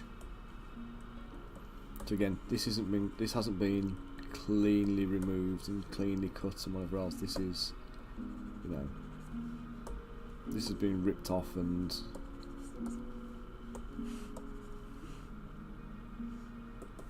done in a kind of clumsy, unskilled way.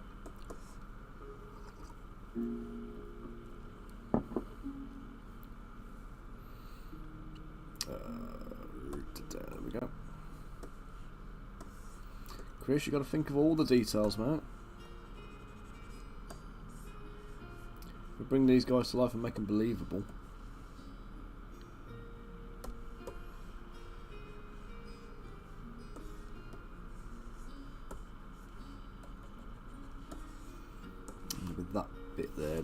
need to be out actually. Let's bring that in. This will be the paw.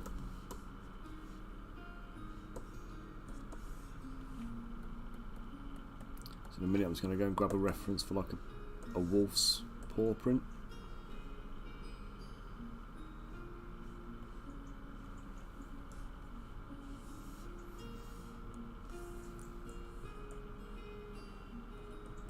So make sure his pads are in the right place.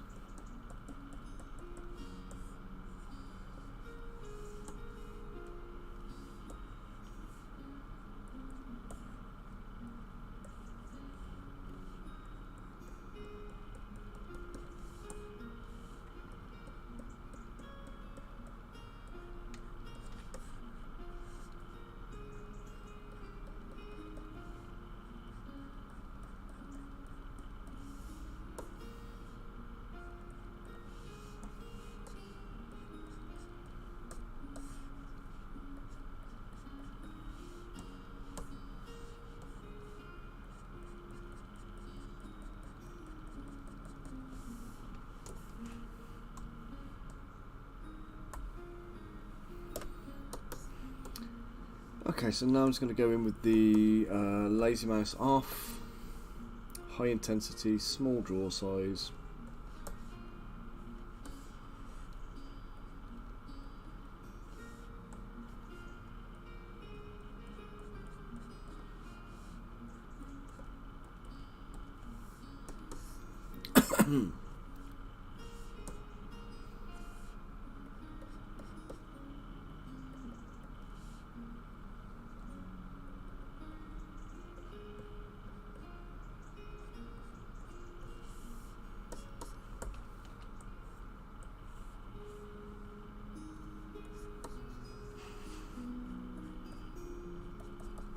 Again, rips, tears, little holes. All these little bits now, they'll help to sell.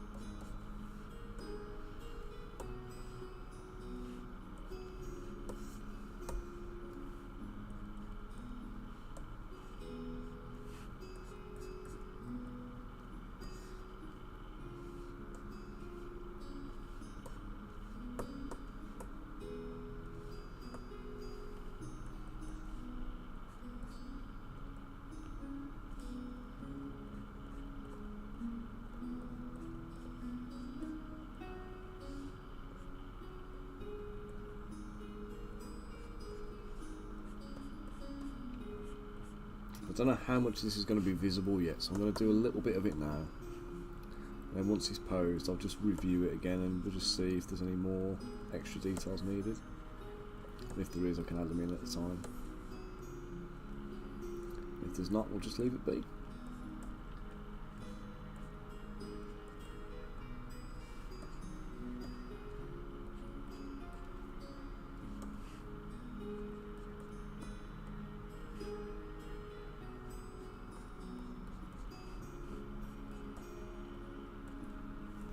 So you guys got any plans for the weekend? You doing anything nice?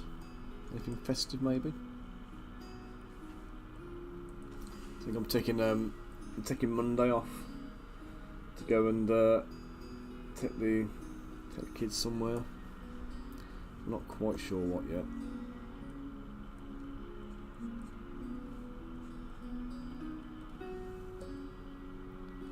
Christmas shopping. I think ours are all done, you know, mate. Ailey's been like proper on it this year. She's managed to get everything, presents in, wrapped. The only thing we've got to get now is just food for the food for Christmas.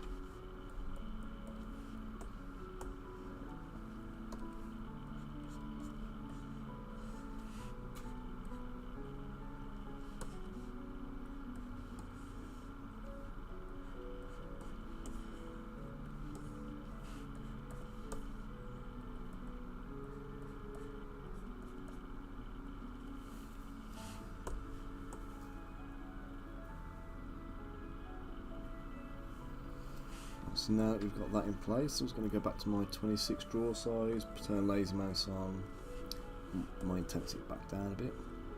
I'm just going to add a little bit of extra fur just to take it into where the skin is.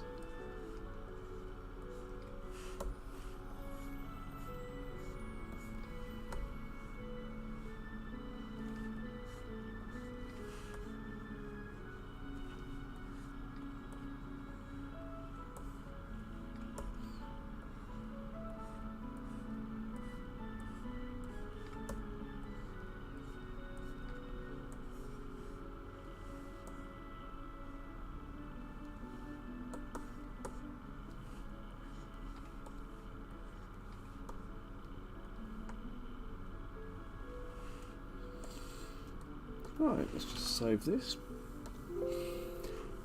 So we've now got a nice big old dread wolf pelt, black wolf pelt, whatever you want to call it.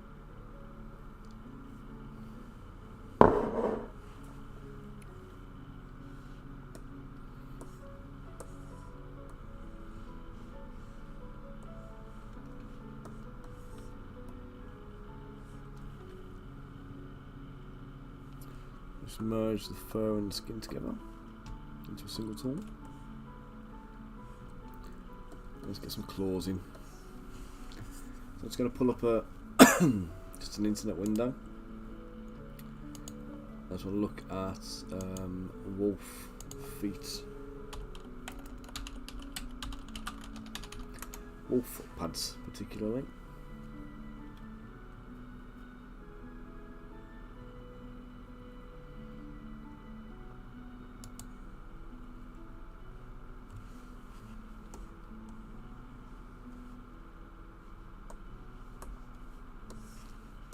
So on the underside we're going to mask off just the skin.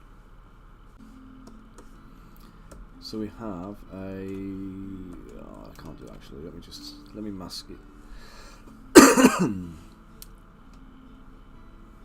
It's less destructive to mask like this. So we're going to mask it off. We've got the pad itself is kind of,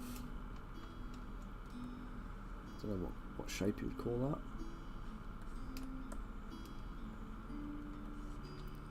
Almost heart-like, a little bit Mickey Mouse as well.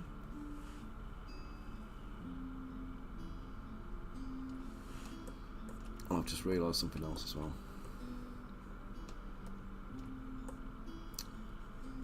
Okay, so what I need to do here actually is to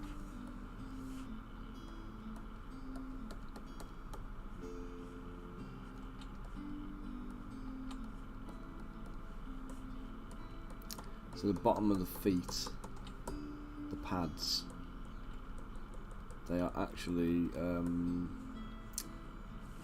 they're furry, which means what I actually need to do is to sculpt fur on the underside of the foot, put the pads on, and basically do it like it's opened from the feet up.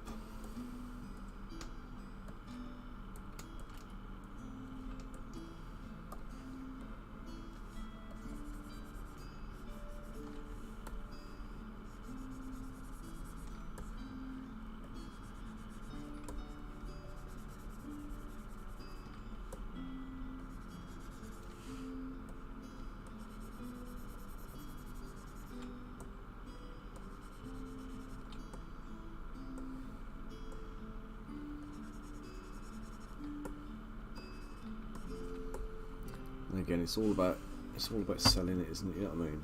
So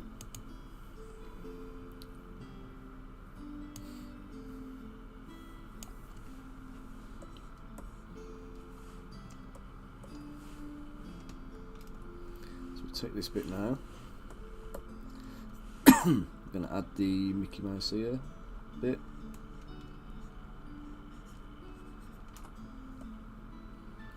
And then we've got two, and this bit's important because this is going to determine where the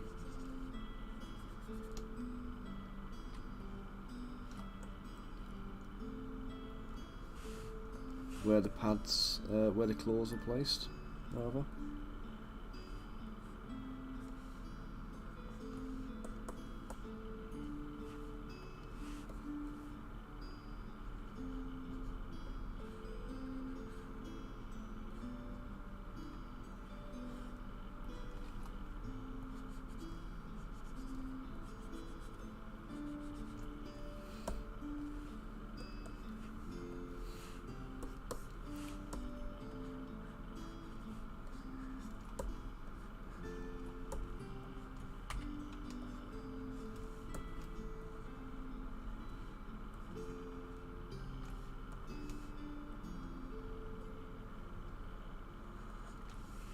Just making sure I've got adequate definition or adequate spacing between these, so that when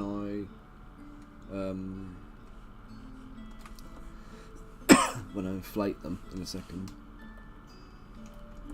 that they actually do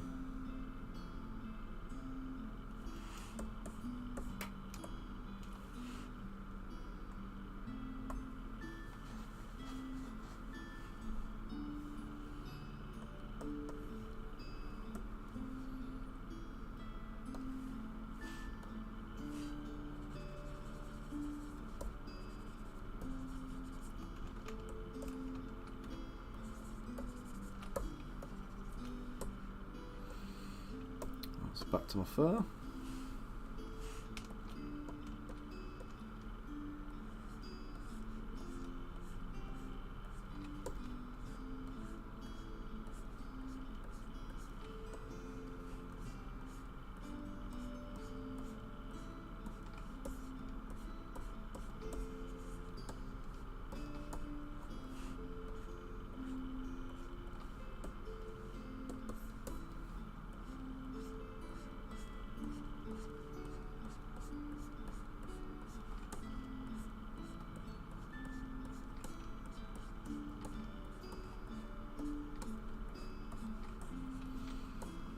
Right, so claws.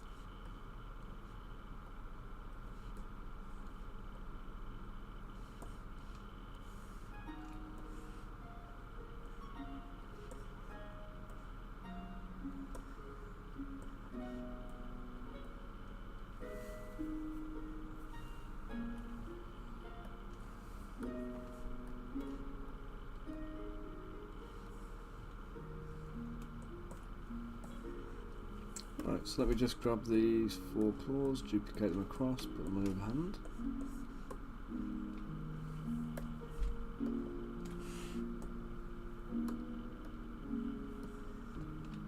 Where have they just gone? Oh, there they are.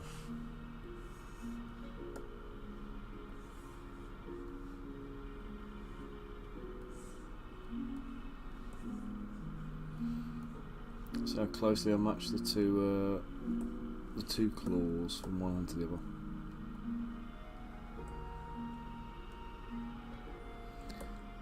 Do you know what? That weren't too bad, was it?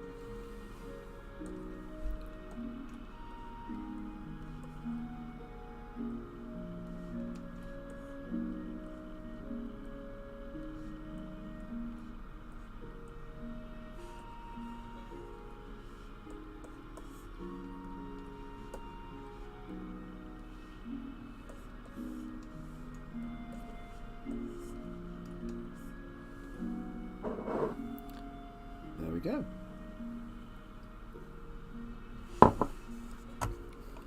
Okay, fourth reference. Let's get back to Trogre now.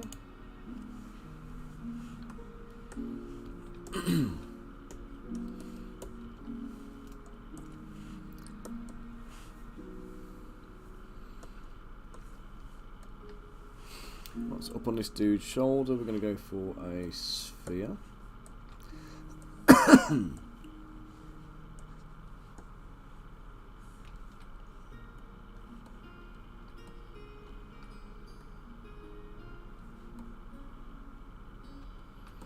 And I think the easiest way of doing this is going to be to, oh dear, if I take the kind of shape that we're dealing with, which it's quite difficult to gauge, but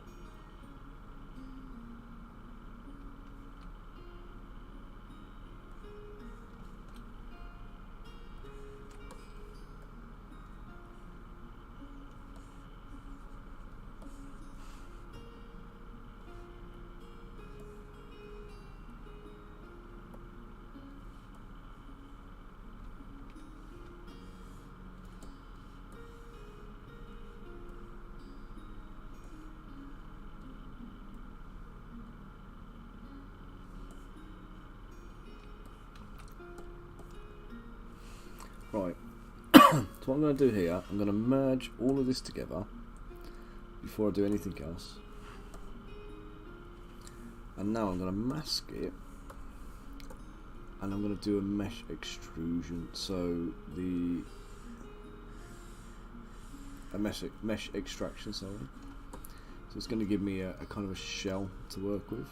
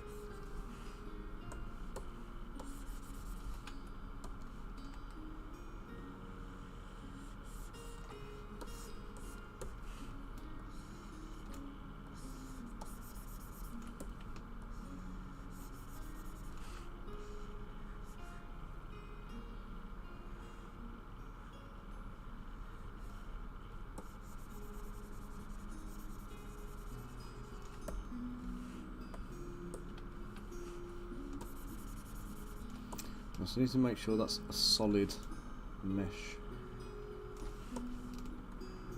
Sorry, a solid mask all the way through. Because what sometimes happens when you colour in like that, you leave tiny little spots, and they don't work.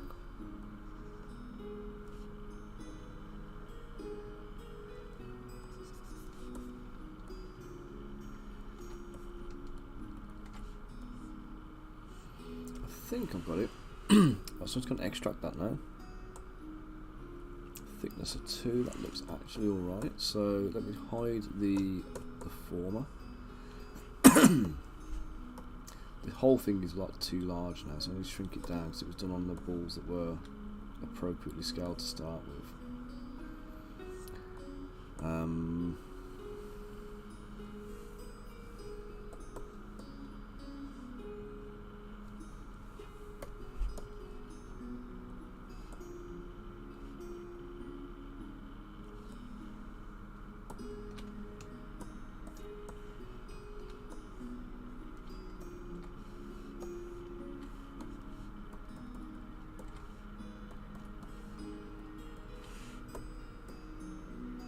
So let's just take the purple interior for a minute. Purple, pink. Centre the mask on it, and I want to shrink that down just to kind of reduce the size of the whole thing, really, just to make it a bit thicker, but also mean I've got less to fill. Okay, we're going to dynamesh that with a little bit of resolution and a polish, but no groups. auto group it, and now time to buff and polish the outside. Oops, dynamic tessellation off for this because I don't want to mash up the mesh like I just did.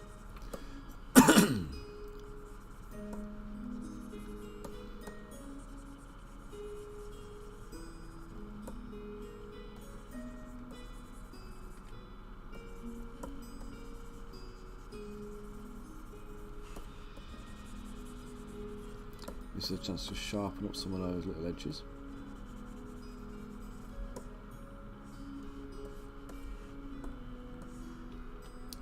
Okay, right, so now that we've got that in, let's give it some dinks and nicks and cuts and scratches and dents and all that kind of good stuff that's going to detail him up. A bit of dynamic topology on.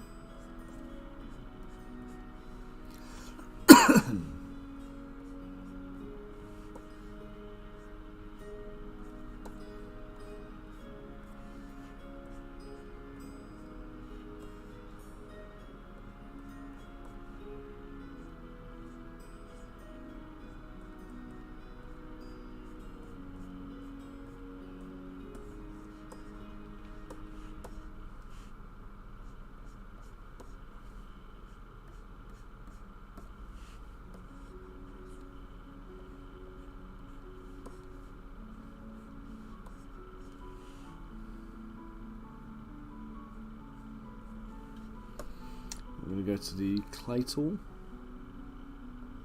With the clay tool I'm just going to put a few indents, like a mace strike or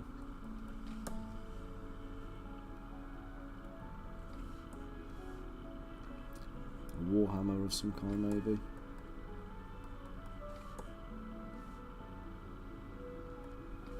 Varying depths. And then I'm going to dull a few of the edges as well, just to make it look a little bit more battered and worn. Only in a few select parts. I'm not going to do this everywhere because you do it everywhere it kills it. It like destroys the shape.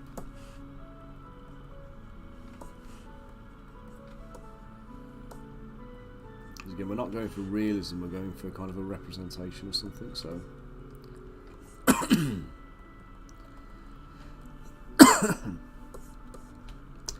That is pretty good. I'm happy with that. Okay, let's go and tatter up the. Let me save that first quickly. Let's go tatter up his clothes. Oh, it's going to be chilly in here again.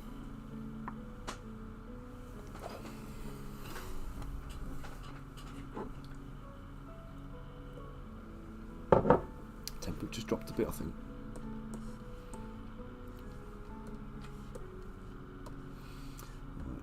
Right. Z intensity up high, draw size up high. Let's just give this some real roughness.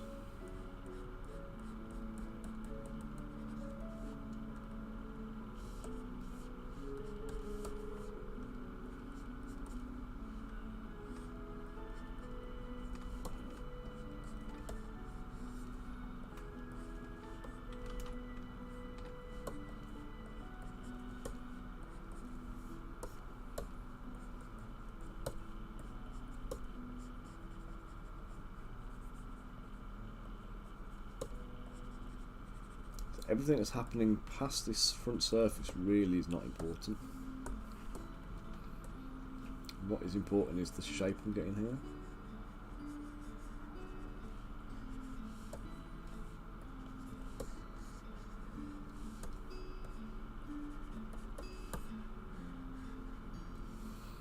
Now here, I've got this.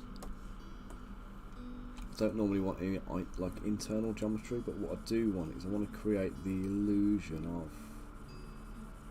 a gap without creating a gap, because gaps are the enemy. Gaps are the places where your resin is going to get stuck and your model is going to explode, and we don't want that. So we're gonna we're gonna do mock gaps by sculpting them in.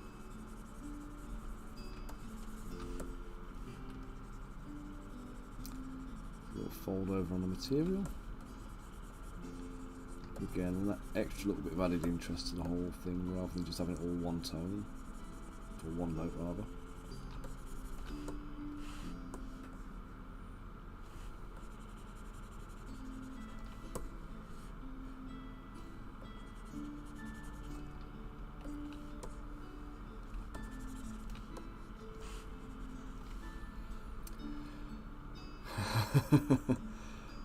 Yeah, but not in a good way, Chris. The exploding models thing, basically, if you don't hollow a model properly, or if you end up with any like liquid resin still trapped inside the model anywhere, the liquid resin in time will react with the cured resin and cause it to kind of pop open.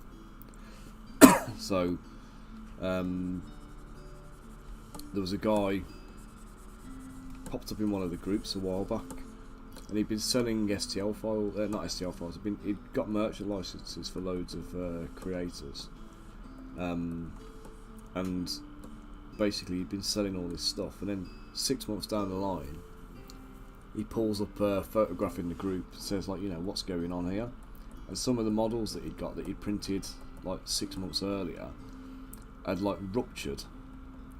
The models are basically, they got like big like gashes in them, like they look like they've been like sliced with a knife, but they like opened up.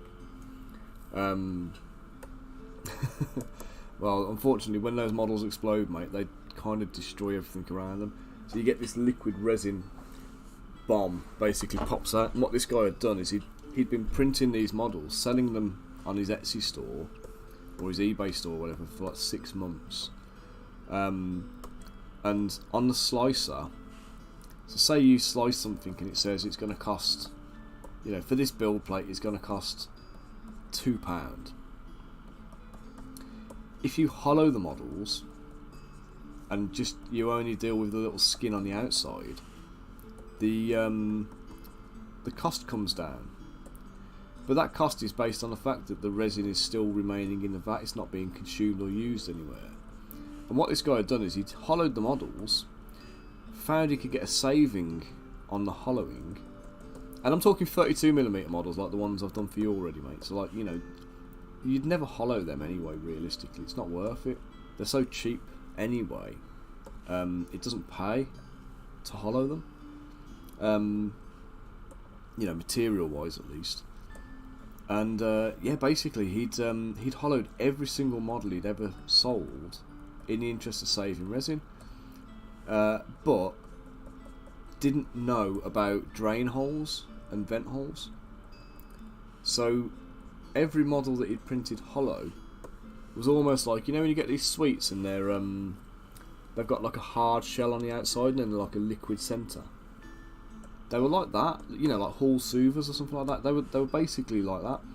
So he thought he was saving all this money because the computer was telling him he was saving it. But actually the reality of it was that the resin that he thought he was saving was actually still inside the model. And then his models 6 months down the line, on his display shelf, they start exploding and he starts asking questions about it. And we're like, you need to contact everybody you've ever sold a model to and basically give them a heads up and let them know. And obviously he didn't want to do that. I don't think he did. I think he put up a bit of a fight and then rage quit the group. But you know, you can't sell models to people like that. You've got to maintain standards, and if you don't know what you're doing, you shouldn't be selling them. It's as simple as that, really.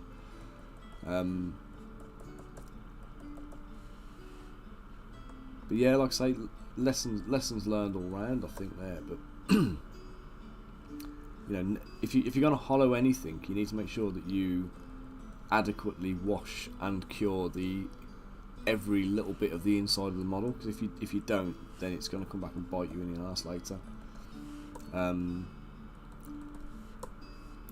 So yeah, you just got to be really, really careful with that side of things. And I know we've discussed it at great length, Chris, you know what I mean, in the past, you know, talking about getting Tony set up and whatnot, but there are all these like little things that if you're not informed, you don't know what you're doing, you can kind of misread the information. But obviously in this case it was it was potentially designed. I mean, I wouldn't say, based on his knowledge and whatever else, I wouldn't say the models were going to be particularly high quality that you're doing sending out anyway. You know, if he hasn't got the quality assurance eye to kind of know to not hollow the models and whatever else, and he's primarily focusing on saving, you know, 2 pence a model or whatever, then he's clearly not going to be there worrying about the you know, whether or not the models are up to scratch or whatever.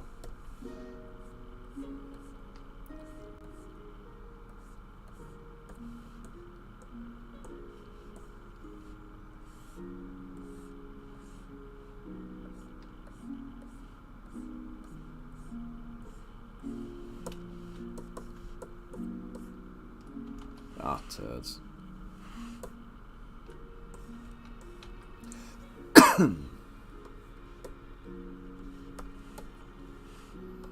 was going to pull that down here so it's not visible across the top of the shoulder pad.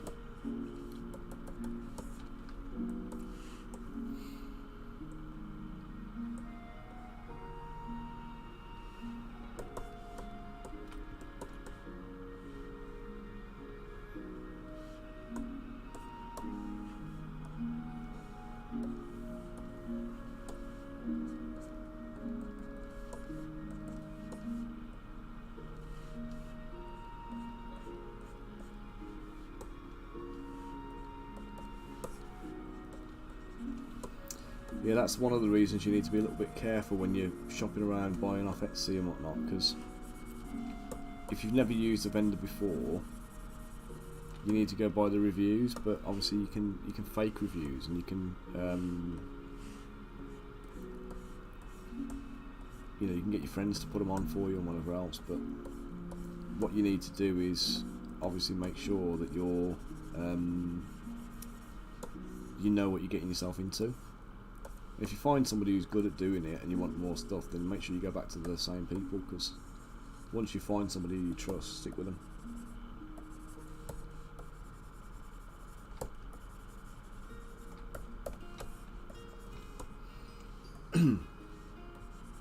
I mean, my prints that I sell in my store, for example, are impeccable.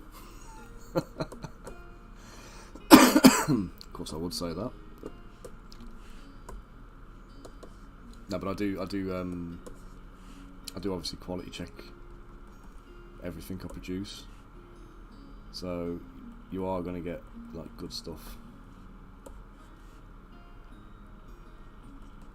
Because again, it's my brand on the line, isn't it? You know what I mean? If I stuff up and I send out uncured prints or something like that, I'll never hear the end of it. That's not what I'm about. Right, so we've got his Togo Roby thing done, we've got his belt done, we've got his shoulder pads, we need to do the big chain. So, the chain I'm in a couple of minds about. I might shortcut it and use a brush for this, which I don't normally do, but it will give me a starting point, and it will mean I can get it in easy enough. So I'm going to go with just that chain, I think.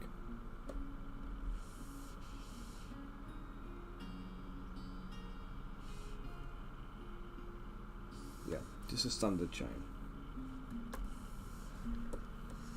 Right, now I don't like doing this because I don't like the way these curve brushes work. But it's going to be a big, hefty chain. Oh dear. What was the curve brush I just selected? Must not have picked it up.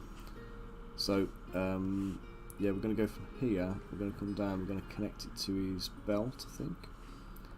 It's bigger than that. So we're going to go for that kind of size, I think. You can see, obviously, the way this chain's gone, the links aren't even like in. So there's going to need to be some manual manipulation. This is why I don't like using the curve brushes usually. But for something like a chain, it's kind of easier to deal with it. It gives me a starting point that I can come back to. What I do need to do though is it that one?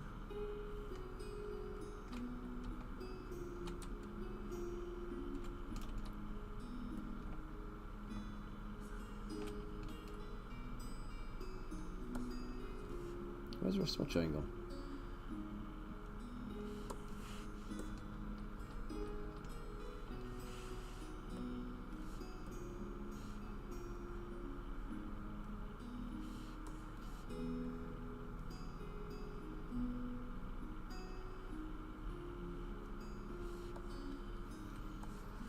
Add a few more links. I've got some sacrificial links in there if I need them.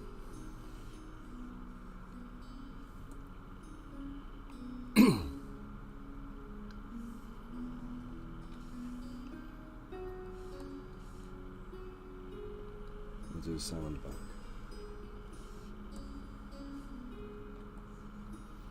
Okay, so what I need to do on these, I'm going to remove the toga, split that off and put it in a separate file.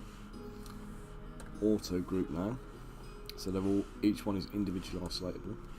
And then the first thing I'm going to bump up the inflation on them so they're a bit thicker, just make them a little bit meatier. And then let's position this one so it's actually in the chain. That one needs to come up so it's in the chain. That one does as well now. And this one does. That one I'm going to put there like that. That's going to notch straight in to the belts.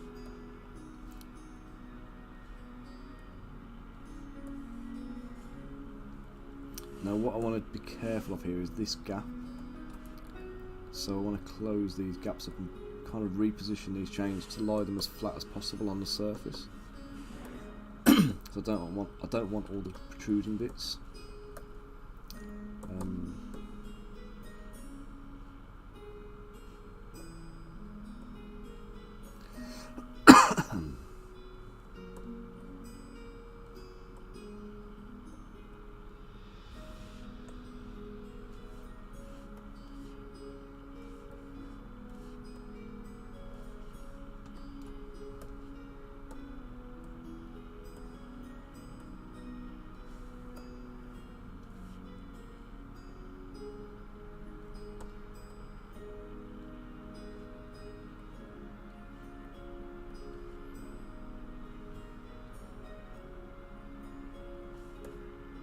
Again, what you can see me doing here is just trying to manipulate and move the ring, just again to try and get it as flat as possible to that bit of cloth. So I'm going to be kind of flattening everything, if you like. So I'm going to reorientate my grid, my tool here, my widget, making sure that the twists are all in the same direction.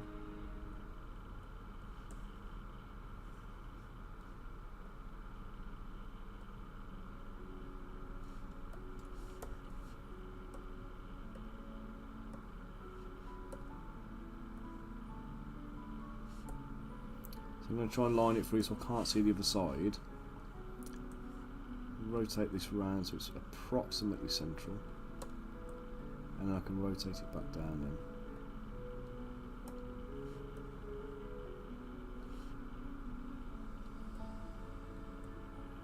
And you need to remember to centre the tool, otherwise it's going to end up kind of flying off a little bit.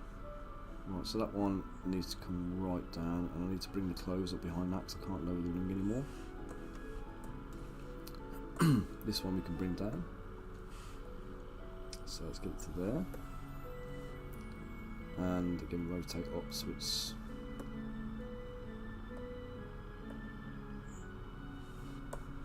yeah, like that. So I just need to bump up that little bit in there. And then,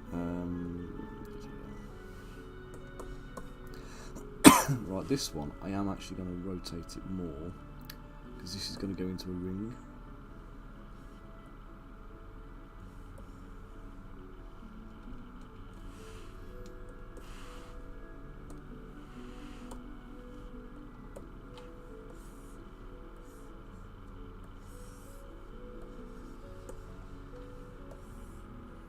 We'll have one of these rings at the front, we'll have one at the back, and that's the mounting point for the chain. So about that size, about that thickness is perfect.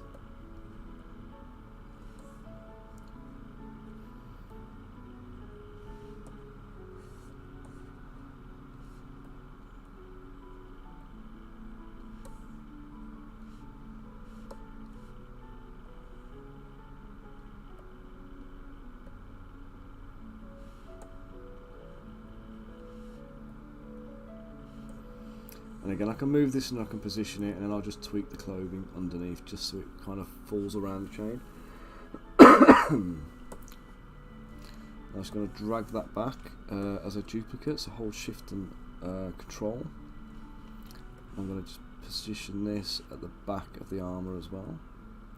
And this will be the first part of our chain link for the rear part of the shoulder pad.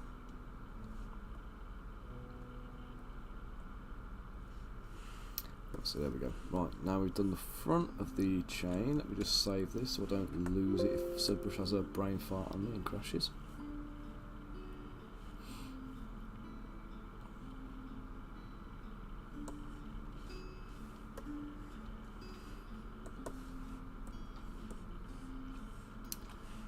Right, let's do this first link. So we're going to rotate around. We're going to come through, we're going to join it on.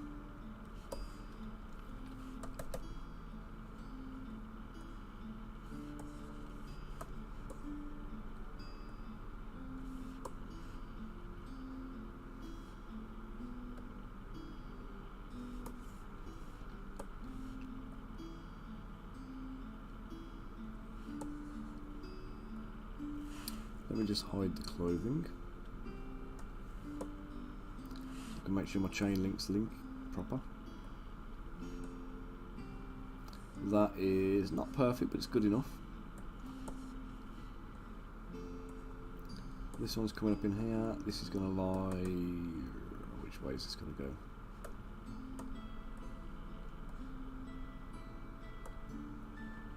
That way, isn't it? Yep, correct.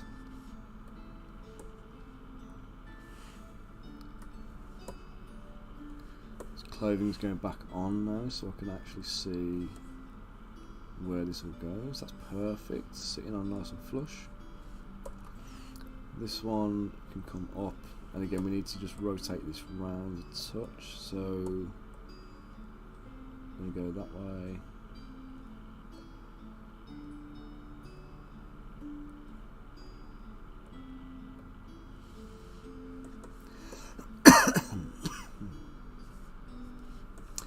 Very nice. And this one is the mirror of this one here. So I'm just going to bring it round.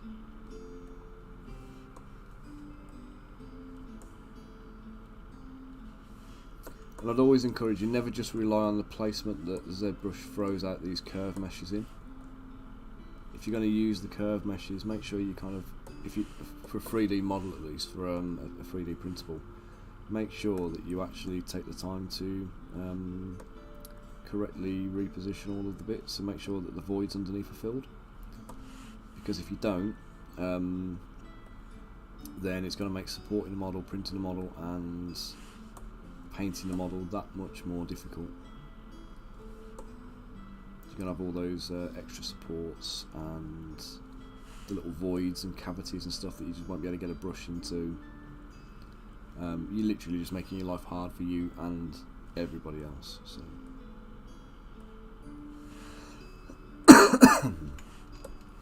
Okay, and the last one here, this is the one that's going to link into the belt.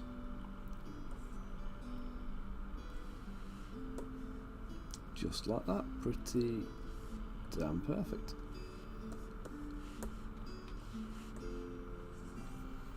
Okay, suffice it to say, I'm happy with that. So now it's going to come back to the cloth. Just going to put my sculpting tool on. I'm just going to carve back a little bit, just where the chains are going.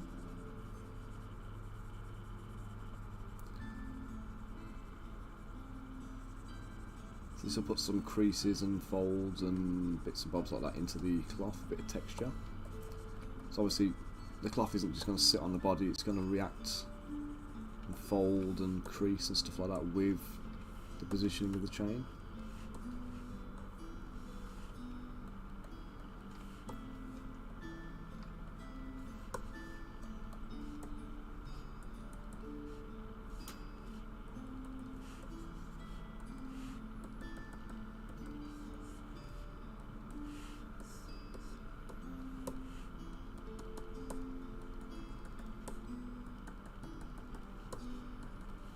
Just do this kind of stuff to make sure the chain is visible, but also pull it up just to make sure it's touching the cloth is touching the chain. Now this bit here annoys me because it's free hanging, but actually I don't think it's going to cause us any problems, just like this bit isn't. Might need a little support, but it's also sufficiently chunky that it's workable. Here I'm just going to push this back, and here, let's push it down.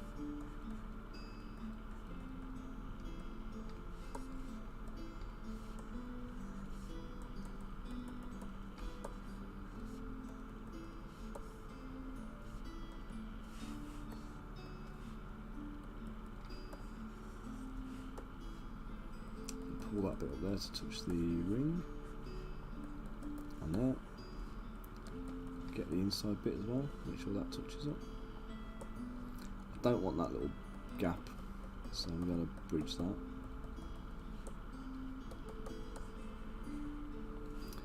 Back here, I don't think I can avoid it if I'm honest, but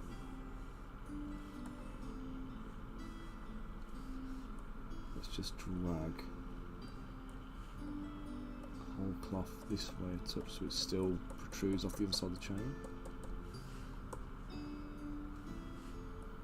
I might be able to close the gap, let me just try. Let me see if it's viable.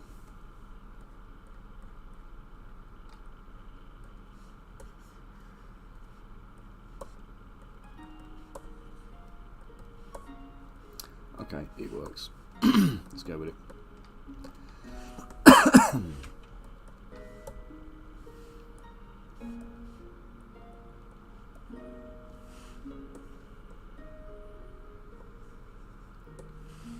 Bottom bit here, we'll just pull this out, let's close that up, let's put a big crease fold thing down to help with the readability here.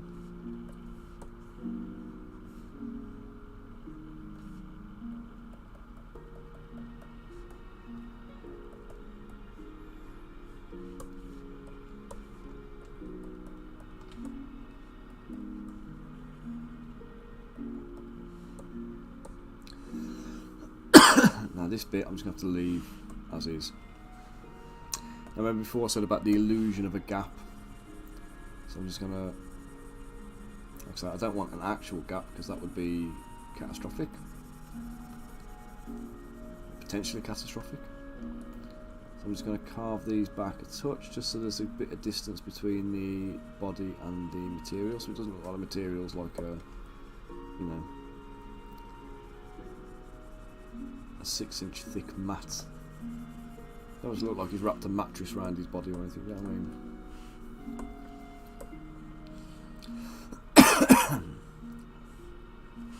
But likewise, we don't really want the gap, so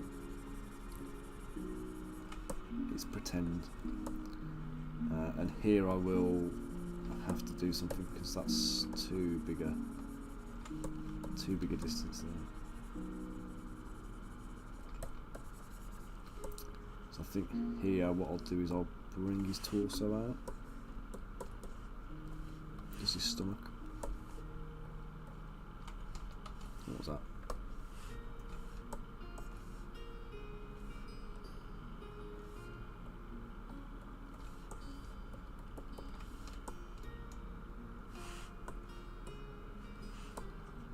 That's better. Right, so this belt.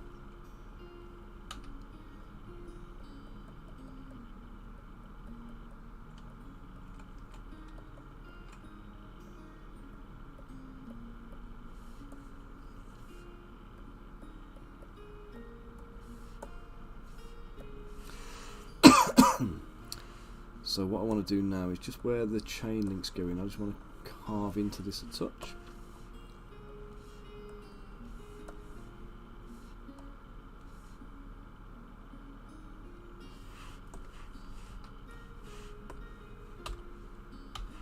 Turn symmetry off first, because I just carved a hole on the other side where there shouldn't have been there.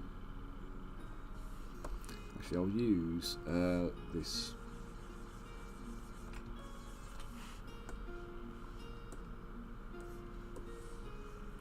And do the same at the back here.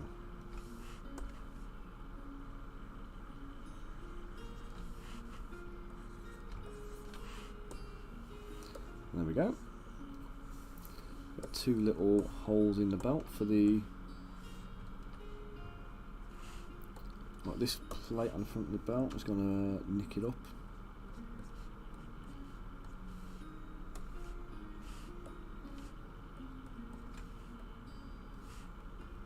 Same treatment as the shoulder pad.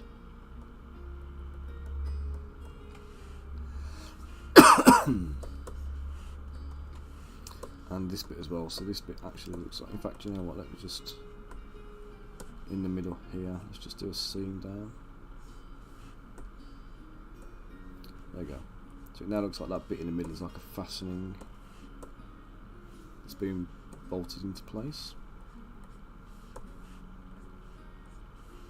And I'll add some nicks and dents and chips and things to the chain as well, just minor ones, nothing too severe.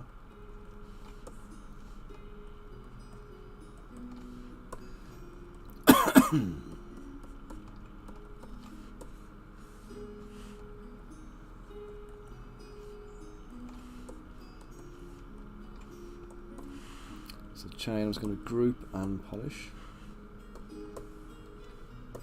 And again, now I've got a little bit of detail I can use on the links, so just a few.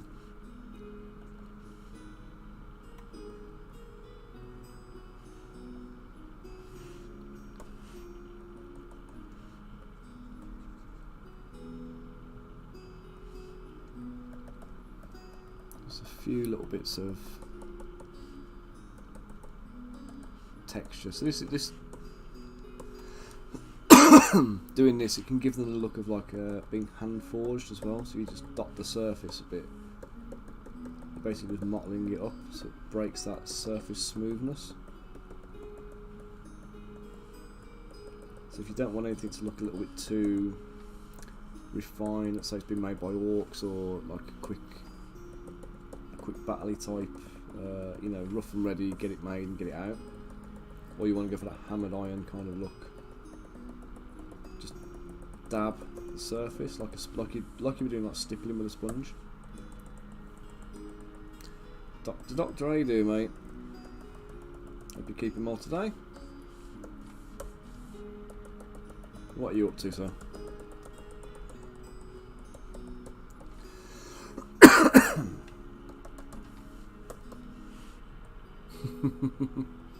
Very nice, very nice. Can you disclose what it is, or is it a super secret?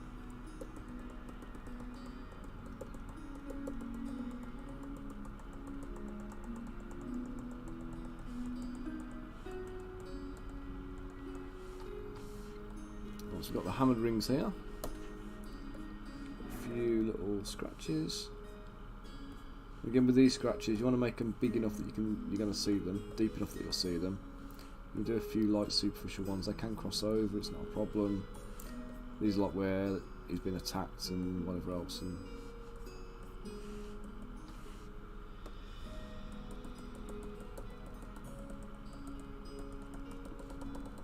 I'm just going to give the whole belt these little forge marks, I think.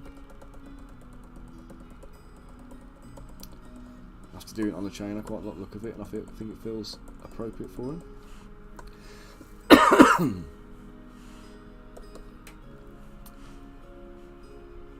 Very nice, mate, very nice. Don't suppose he has a knee injury from an arrow, does he? And a bitter resentment of adventurers?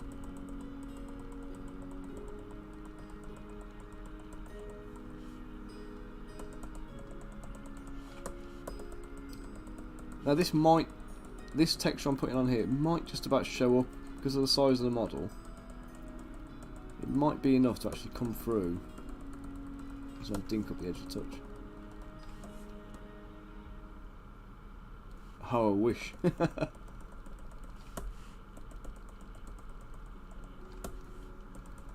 My favourite wish one I saw on a TikTok post recently. TikTok? It might have been just a Facebook group actually. They wished to be able to animate skeletons. Or animate and control skeletons. So the DM grants a wish.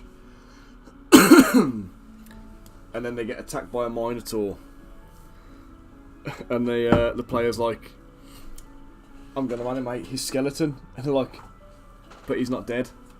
It's like, yep, but that was not part of my wish. So like your player character has now just become the BBEG.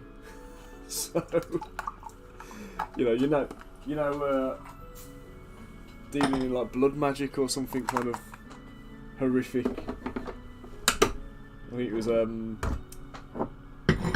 have to roll a kind of a willpower, an opposed willpower test or something like that against the kind of the creature you want to possess, and see if you've got the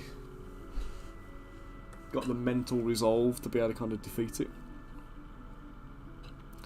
Party is a six level 1 adventurers in the Tomb of Horrors. The original BBEG is now replacing me as I replace him. Nice. Oh, so you're literally swapping then, so you're the big baddie is now a party member, is he?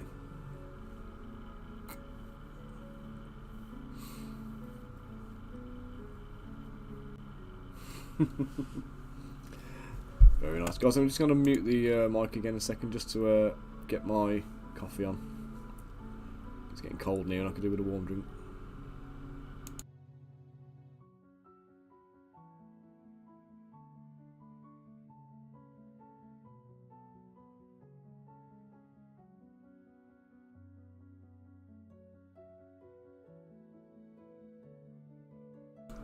In fact, scratch that. I'm going to put you on a BRB for a minute just so I can just whiz to the loo as well, okay? So just give me a couple of minutes and I'll be back to you shortly.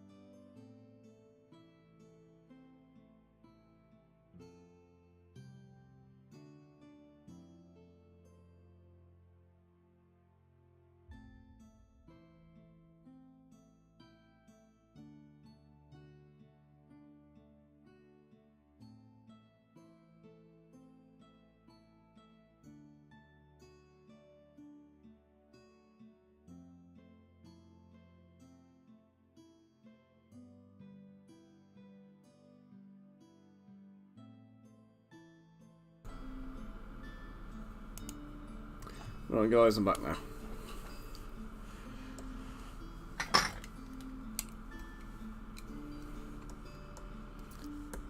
Let's just carry on a few dimples around this bit, dink up the top.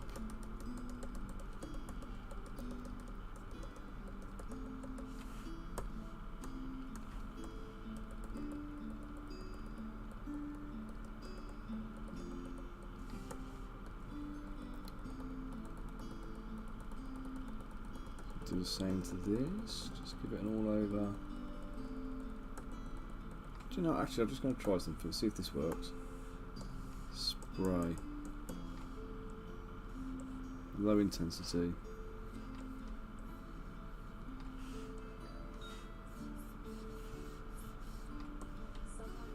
Hey, it does work. What do you know?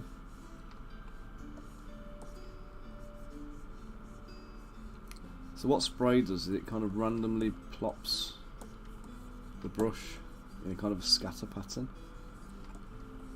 You see where I was stippling before, it's actually just giving it a nice all over kind of hammered look. The danger with it is you end up with less control over it. So for like certain things I would still want to place them one at a time. Right, a riddle then. Time existed before me, but history can only begin after my creation. What am I? It's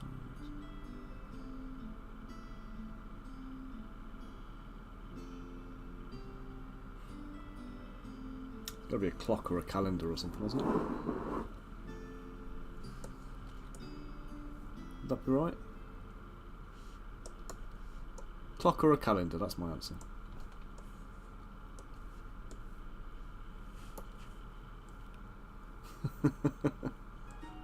Writing. No, I wouldn't have got that one. No, I'd have failed. I'd have fallen prey to your BBEG, I think.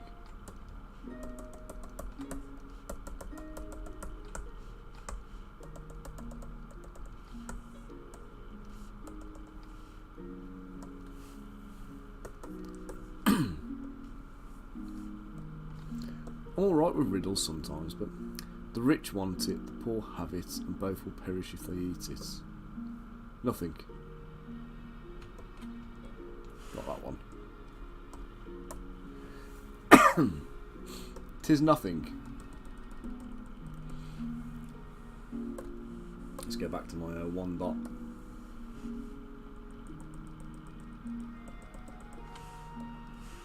I need to bump my intensity as well.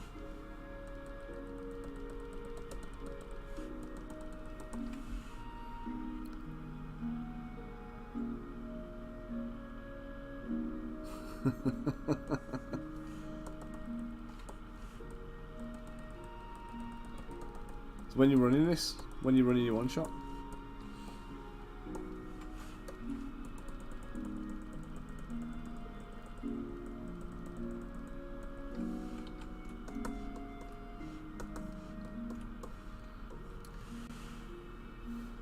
right then. So other details then, we've got the wristband armour thingy, what's it, whatever we call this.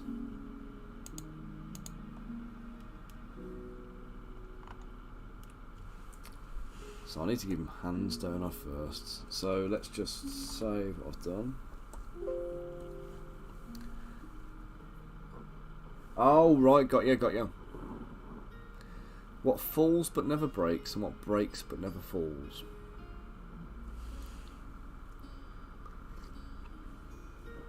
It falls but never breaks, and breaks but never falls. Ooh, water.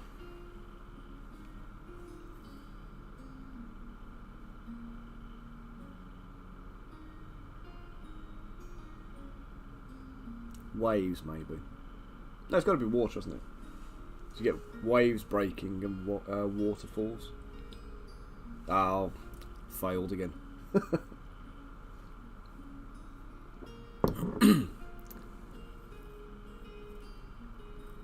Yeah, night falls and dawn breaks. Yeah, now I get it.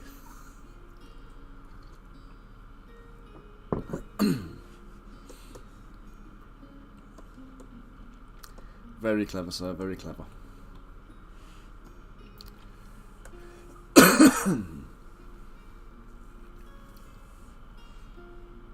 Well, I'm popping in the house. I've just been told by Hayley I need to finish a little bit earlier.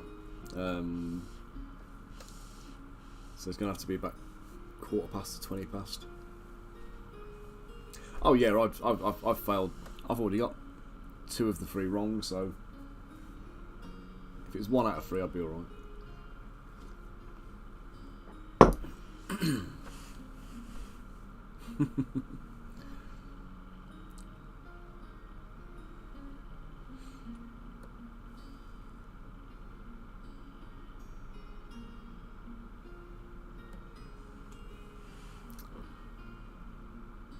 I don't know. It kind of feels like the feels like the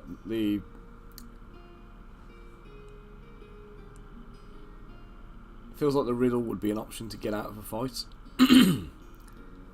So maybe just launch into full attack or something. Have at them. Right, so I need my hands. Hand blocking. And I want the... I've got an ogre one.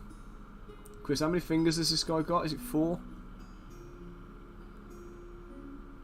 Oh, Feywilds it is then. This guy got 3 fingers or 4 fingers, mate? Looks like 4. We've given him 5 fingers on his toes. Let's do it. Let's do it. Use the orc hand instead of the ogre hand.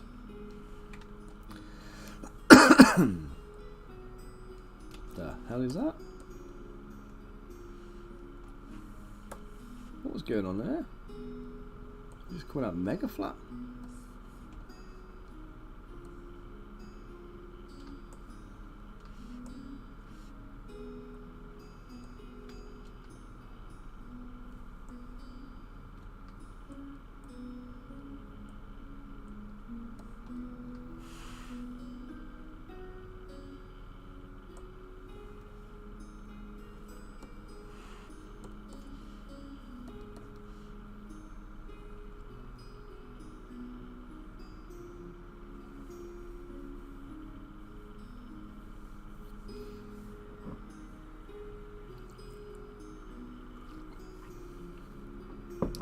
Yeah, I like it, mate. I like it.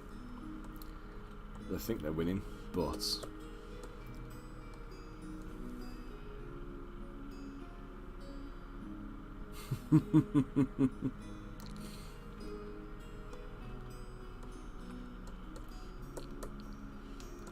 presumably they still know you then. They'll walk in and go, "Oh, it's you." Yeah, it's me.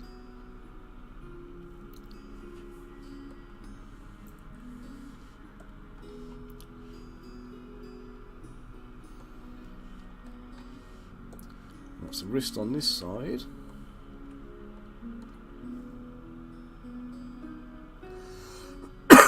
Are they even going to know it's coming then? Are they going to know this whole thing's going to be a thing, or is it going to be a complete surprise to them?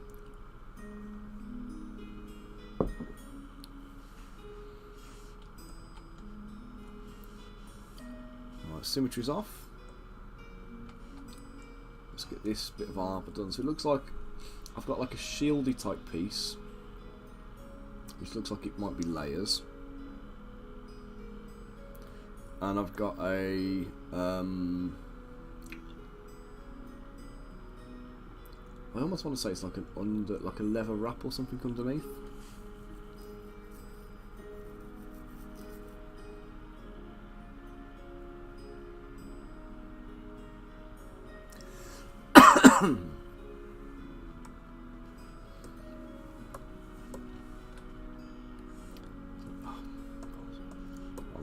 I'm gonna mask and extract the leather wrap bit first.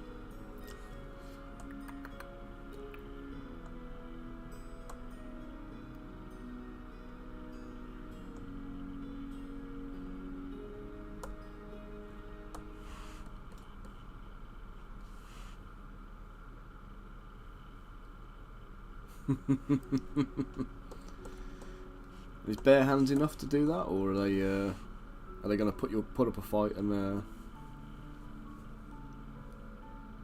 batter you 6 ways from Sunday?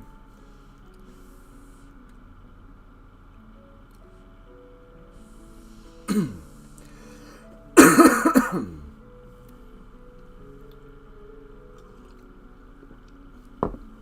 think while I was one of my favourite little like stories of something going completely wrong in a D&D campaign was it was my mate Ty was playing in a Descent into Avernus campaign, and they got this I think it was the Sword of Zariel. It was like the item you have to go and get, and it's like a major kind of magic weapon, and they had what do you call it now? They basically, nothing could challenge them throughout the game. They'd just gone through and they just obliterated every character that was in front. Every opponent that was presented to them, they just destroyed them. They didn't even bother completing half the quest. They just kind of used their own magic to hack through a key. What do you call it? Like a key magical artifact that you're supposed to go off and take, and it takes you to meet a load of NPCs and off to Candlekeep and all this kind of stuff. And it's like a big clue essentially, and a big like treasure hunt. And they hacked it open, and they just kind of like, yeah, we don't need to do any of that. We're just going to like just go straight to wherever it tells us we've got to go. So they were just cutting corners all over the place, finishing the game. And the only thing that caused them any problem were these like flying gauntlets. So they just defeated every enemy they came across. And then these spirit gauntlets are in the room, and they're just like pummeling everybody. So my mate Ty grabs the spirit gauntlets and stuffs them into a bag of is it a bag of holding or like a mini? Hang on, a bag of holding is a mini dimension, isn't it? A micro dimension in a bag. So like stuffs it in there.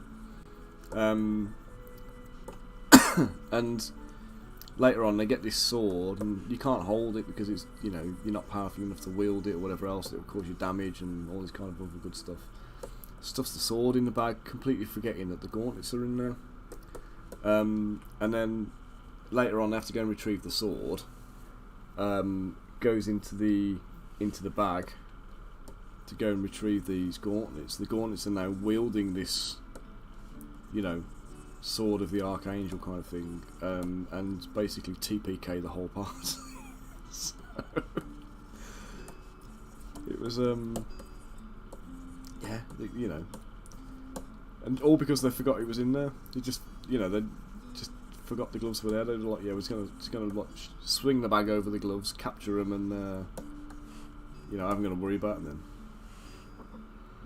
Until later when it starts using your magic items against you and kills everybody. So, cautionary tale for anybody thinking of using a bag of holding like that.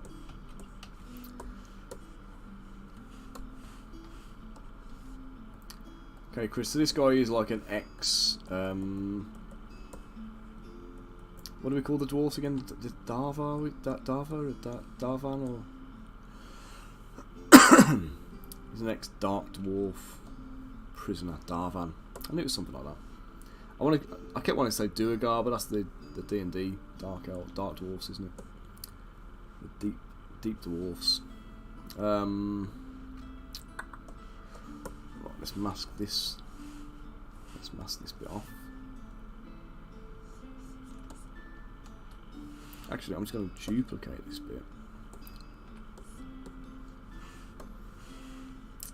Inflate. Repolish. And let's just carve some away.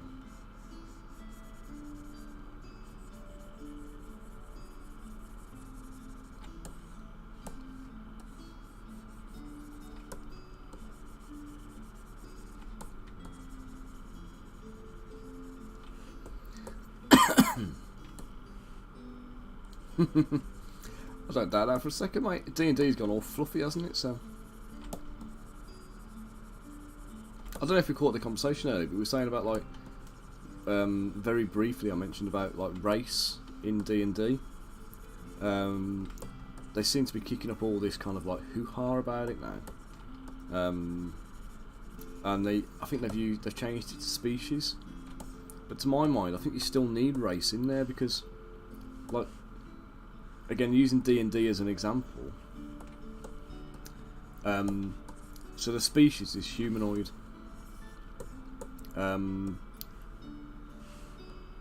Obviously that means that everything can kind of like interbreed and stuff, and it allows the half elf, half orc, half halfling, half dwarf, all those kind of like half whatevers to exist, biologically. So humanoid has to be the species. Then within the species you then have subspecies. So you have like the elves and the dwarfs and whatever else. And then within the dwarf and elf subspecies, you've then got things like the drow and the duergar and things like that, which they're obviously the races, and they are the species, the subspecies that have adapted to their environments and kind of evolved in a particular way. So, and again, if you look at ethnic diversity in humans, people who have darker skin typically originate from countries where it's hotter and there's more sunlight, and obviously it's a natural adaptation to deal with the exposure to sun. But if you remove the race aspect of it, then everything's just a homogeneous mess. And obviously they're trying to do it from a PC point of view, because they don't want to get into this whole like this race is good and this race is bad and all this kind of nonsense kind of things. They want to avoid all of that, and I get that, because a lot of the people out there who play the game are quite quick to blow up and point fingers and kick off about it. Nobody wants to be at the hub of that, really. But equally, you can't kind of escape reality, and whether you like the words or not is irrelevant. The principle behind it still has to exist. So you can change the words, but everything still is there. Do you know what I mean? And it's by changing the words, all you're doing is confusing matters. But again, I've always thought race was actually a bit off in terms of the way it was categorised in D&D. And then especially when you've got like the what are technically races anyway, you've already got them existing in the game. You've then got to explain that in a different way using different terminology. It just becomes a mess, doesn't it? Do you know what I mean?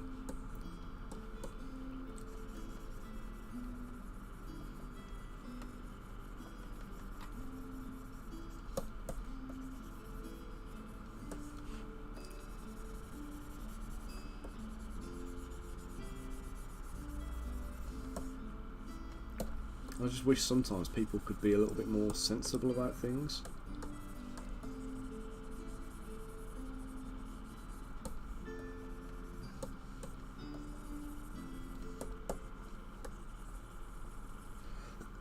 It's all finger pointing and name calling, isn't it? And it gets childish and ridiculous.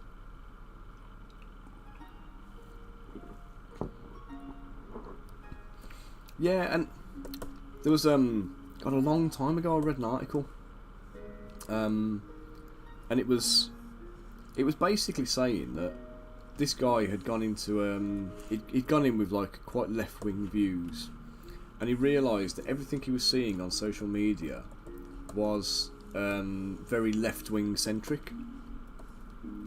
And it's basically like the way the internet works these days is like all these cookies and tracking things that are on your computer and stuff when you're using it. They basically identify your, what's the word now? Kind of your inclinations in terms of the kind of things you watch and the things you look at and that kind of, your kind of tastes. And the idea being that it tailors the content it presents to you to make sure that you're seeing things you want to see. Which is good in some respects. Like if you want to see more models and things like that, you get more models. You know, like my feeds are filled with nothing but miniatures and stuff. You know, occasional stupid videos of like, you know, people doing daft things and, you know, hurting themselves in various different ways and, you know, all that kind of stuff. But then when you start looking at political leanings and things like that, the problem there is you then start getting presented with more of the same thing, which reinforces your views. No matter how extreme your views are, you're going to get shown more of that, and you're going to see more and more people who think like you do. And whilst that might not sound like a bad thing, it means you're never getting a rounded view of the argument. So you only ever see the people who agree with you and think like you, the people who've got that same kind of like mindset. And that's dangerous because it makes you then believe that everybody else is the same, and if they're not the same, then they must be some kind of like deviant and there's something wrong with them. And obviously that's totally not the truth. It's totally not how it is. But that's how it's perceived. And this guy basically, who was in this article, he went online and he actively started doing like searches for like right-wing type things. And what he found was he actually became more right-wing leaning as a result of that. Even though his own beliefs were left-wing, or he believed them to be left-wing, the way he looked at things once he got presented with it from a right-wing point of view changed his way of thinking. So usually what happens is you see something you don't like and you instantly put up barriers that kind of stop you from going near it. There is no constructive debate, and it's because of this, largely, I think. You know, people go and they say, like, you know, oh, this is what I think, I must be right. And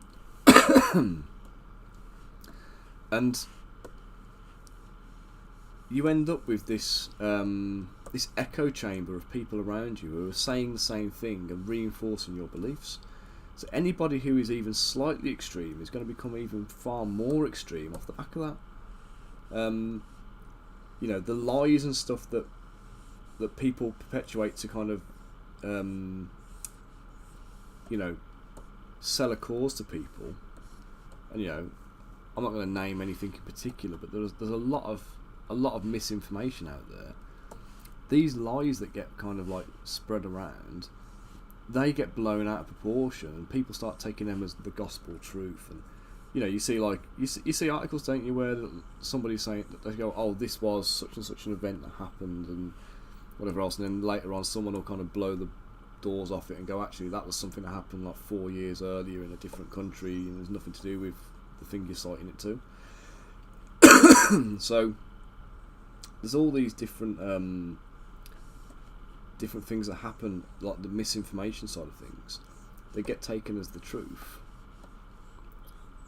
And if there's nobody there to kind of like give you the counteracting argument, there's no balance. Oh, I don't know. And this what is going on? It's the lack of balance is the issue, because come on, what are you doing? So I'm going to save it, because this glitch that keeps happening is like, feels like a precursor now. This feels like an omen of an impending crash.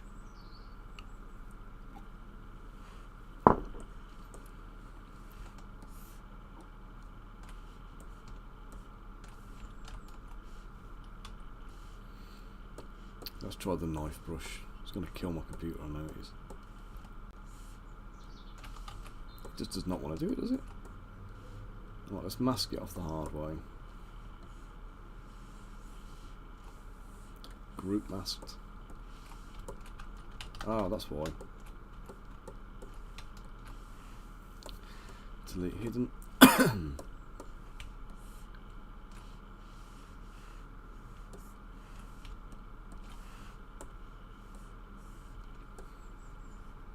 Oh, now I've got it.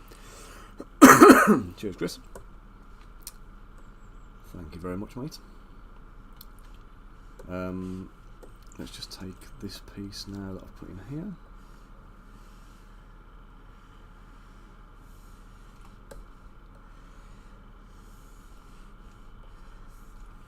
Where's the music gone? Has it ended?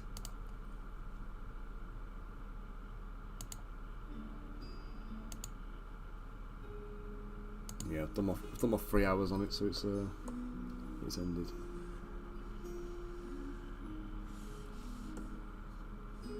But yeah, so I say it's the unfortunate thing. You see more of what you like, and then obviously these people are there, kind of seeing all this stuff, and then there's no balance to the arguments. They think they're right all the time, and then it just, you know, nobody wants to budge off their political viewpoints and whatever. And it's weird how it makes people kind of like fall out with them, each other. Like people who genuinely do have the same hobbies and interests and likes and dislikes and whatever else, because of a political viewpoint that they've had reinforced, rightly or wrongly, can basically end up on complete opposite sides of the fence. So, you know, it's one of the things I do not like about social media, particularly these days. But let's just polish that.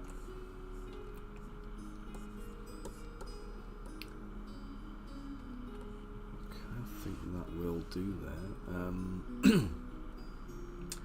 I need to create some leather straps and bands and things for this, but I don't think I'm going to have time in the next 4 minutes. So let's just clean up the edges there where it's a little bit not quite right.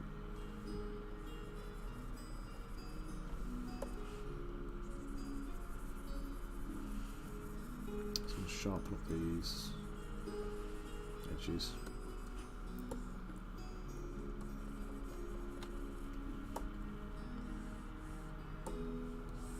Yeah, so unfortunately D&D is one of those little hotbeds, isn't it, of communities where that polarisation happens, and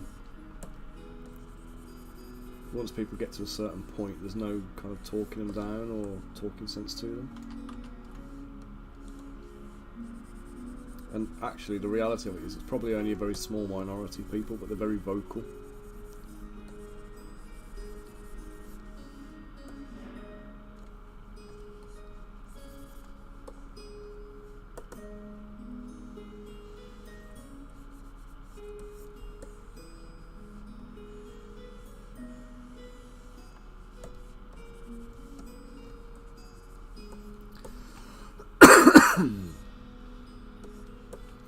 Right, so let's give this the same dinks and dents and scratches and scuffs and things like that the other bits have had.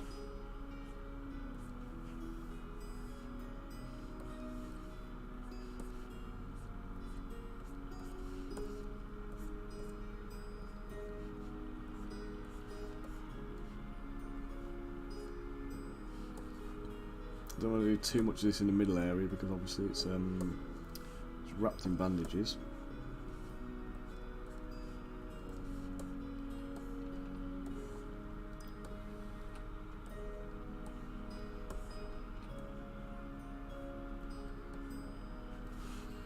I think what I will do though, I'm just gonna put my laser mouse on, crank the draw intensity up and the size down, and I just want to quickly just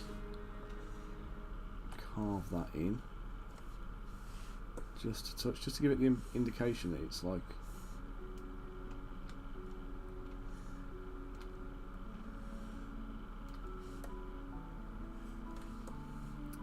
separate panels.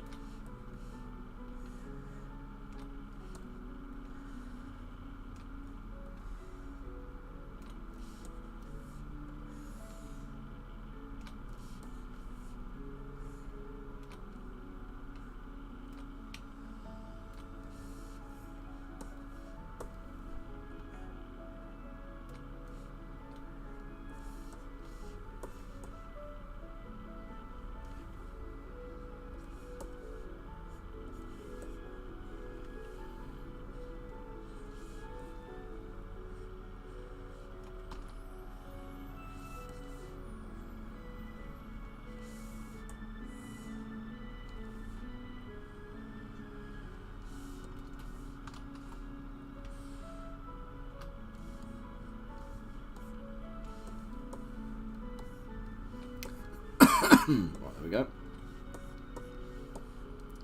God, that's almost like a tower shield for this guy over here, isn't it? That's like...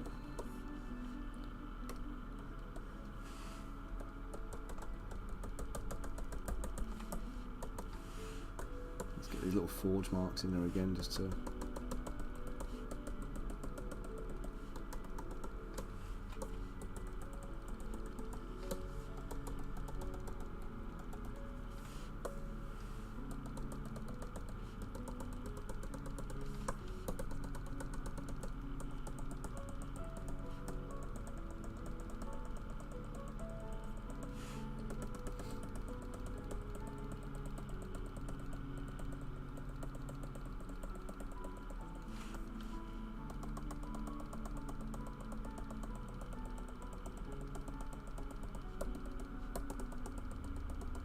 Can you guys hear like the tapping here of the of my pen on the thing? It is, mate. It's a commission for Cursed Empire. So you remember the card game we had at the trade show at Chilcon? It was on the end of the table. There was a massive great big banner with some lovely artwork on it. It's for that game. So this is it's going to be a tabletop dungeon crawler. So this is there's already the RPG, which is going into 3rd edition now, I believe. Then there's the tabletop RPG coming up, which obviously is miniature centric and has loads of like fantastic artwork. Chris has commissioned like, was it about 1 million different like maps and you know, like your battle mats type thing. It'll be like in a little book, so you can fold it out and play the different parts of the campaign, like the Loki battle map books. So yeah, it's a proper little dungeon crawler type event with like zombies and all sorts of cool stuff going on in it. Oh, now I've got these little hammered marks.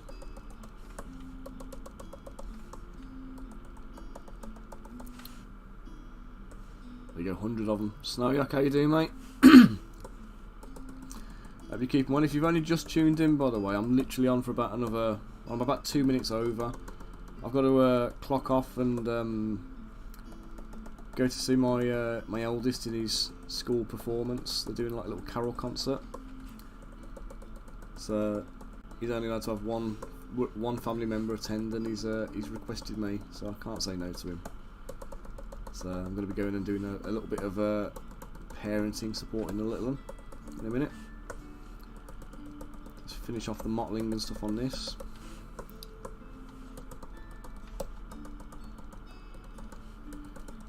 And then next stream it's the leather straps around his wrist. Finish off the gauntlet here. And then we'll do, Chris, mate, we'll do. Yeah, and then we'll get on with the posing and finish him up. So I think next stream we'll have this guy finished. So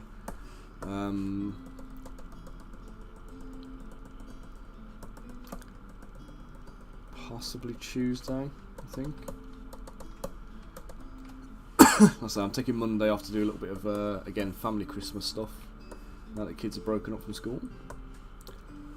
A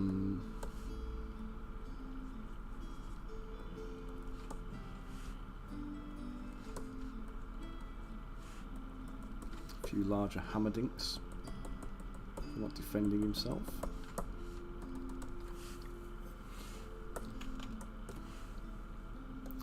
So let me just get this dude up on screen. Let's put his face back. He's a handsome chap, you see. Watch again, Chris. There you go, mate.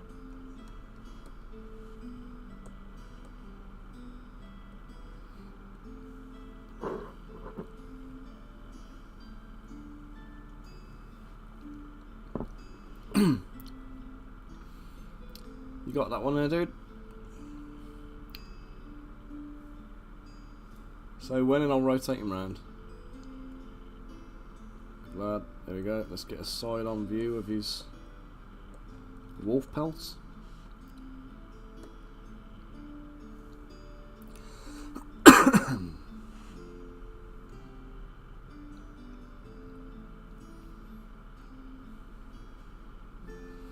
yeah, I'm looking forward to seeing this guy getting him finished off, and then chucking him on a printer and getting him test printed and run up ready. Got it, and then let's give you a shot there.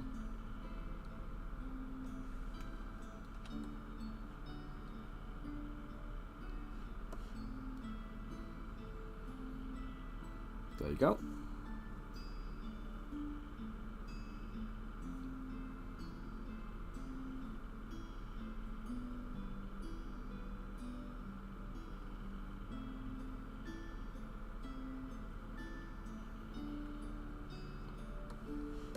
Brilliant.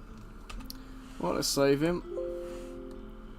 Shut it down and we'll log off. I'm not going to raid out because I haven't got time to do it. I've got a clock ticking on me. And I will get my knuckles wrapped by the wife if I'm if I'm late for Jacob's performance. So again, guys, thank you for tuning in today. Thanks for sticking with me. Chris, thank you again for your valuable input and letting me do this on stream. I'll bet Snow. I don't think I'd want to meet him anywhere. Battlefield, whatever, even if you're prepared for it. Now, Chris, we'll speak soon. I'll have a chat with you over the course of the week, mate. But yeah, you take it easy, everybody. Thank you again for tuning in. Laters, Rich, have a good one. And yeah, let's get another stream on Tuesday to get this dude finished and ready to rock. Okay, right, people. Thank you all again. Thanks for sticking with me. I might even have the camera on Tuesday if I'm feeling a little bit less coffee. So, yeah, thanks again, and I will catch you all very, very soon. Have a fantastic Christmas if I don't speak to you sooner.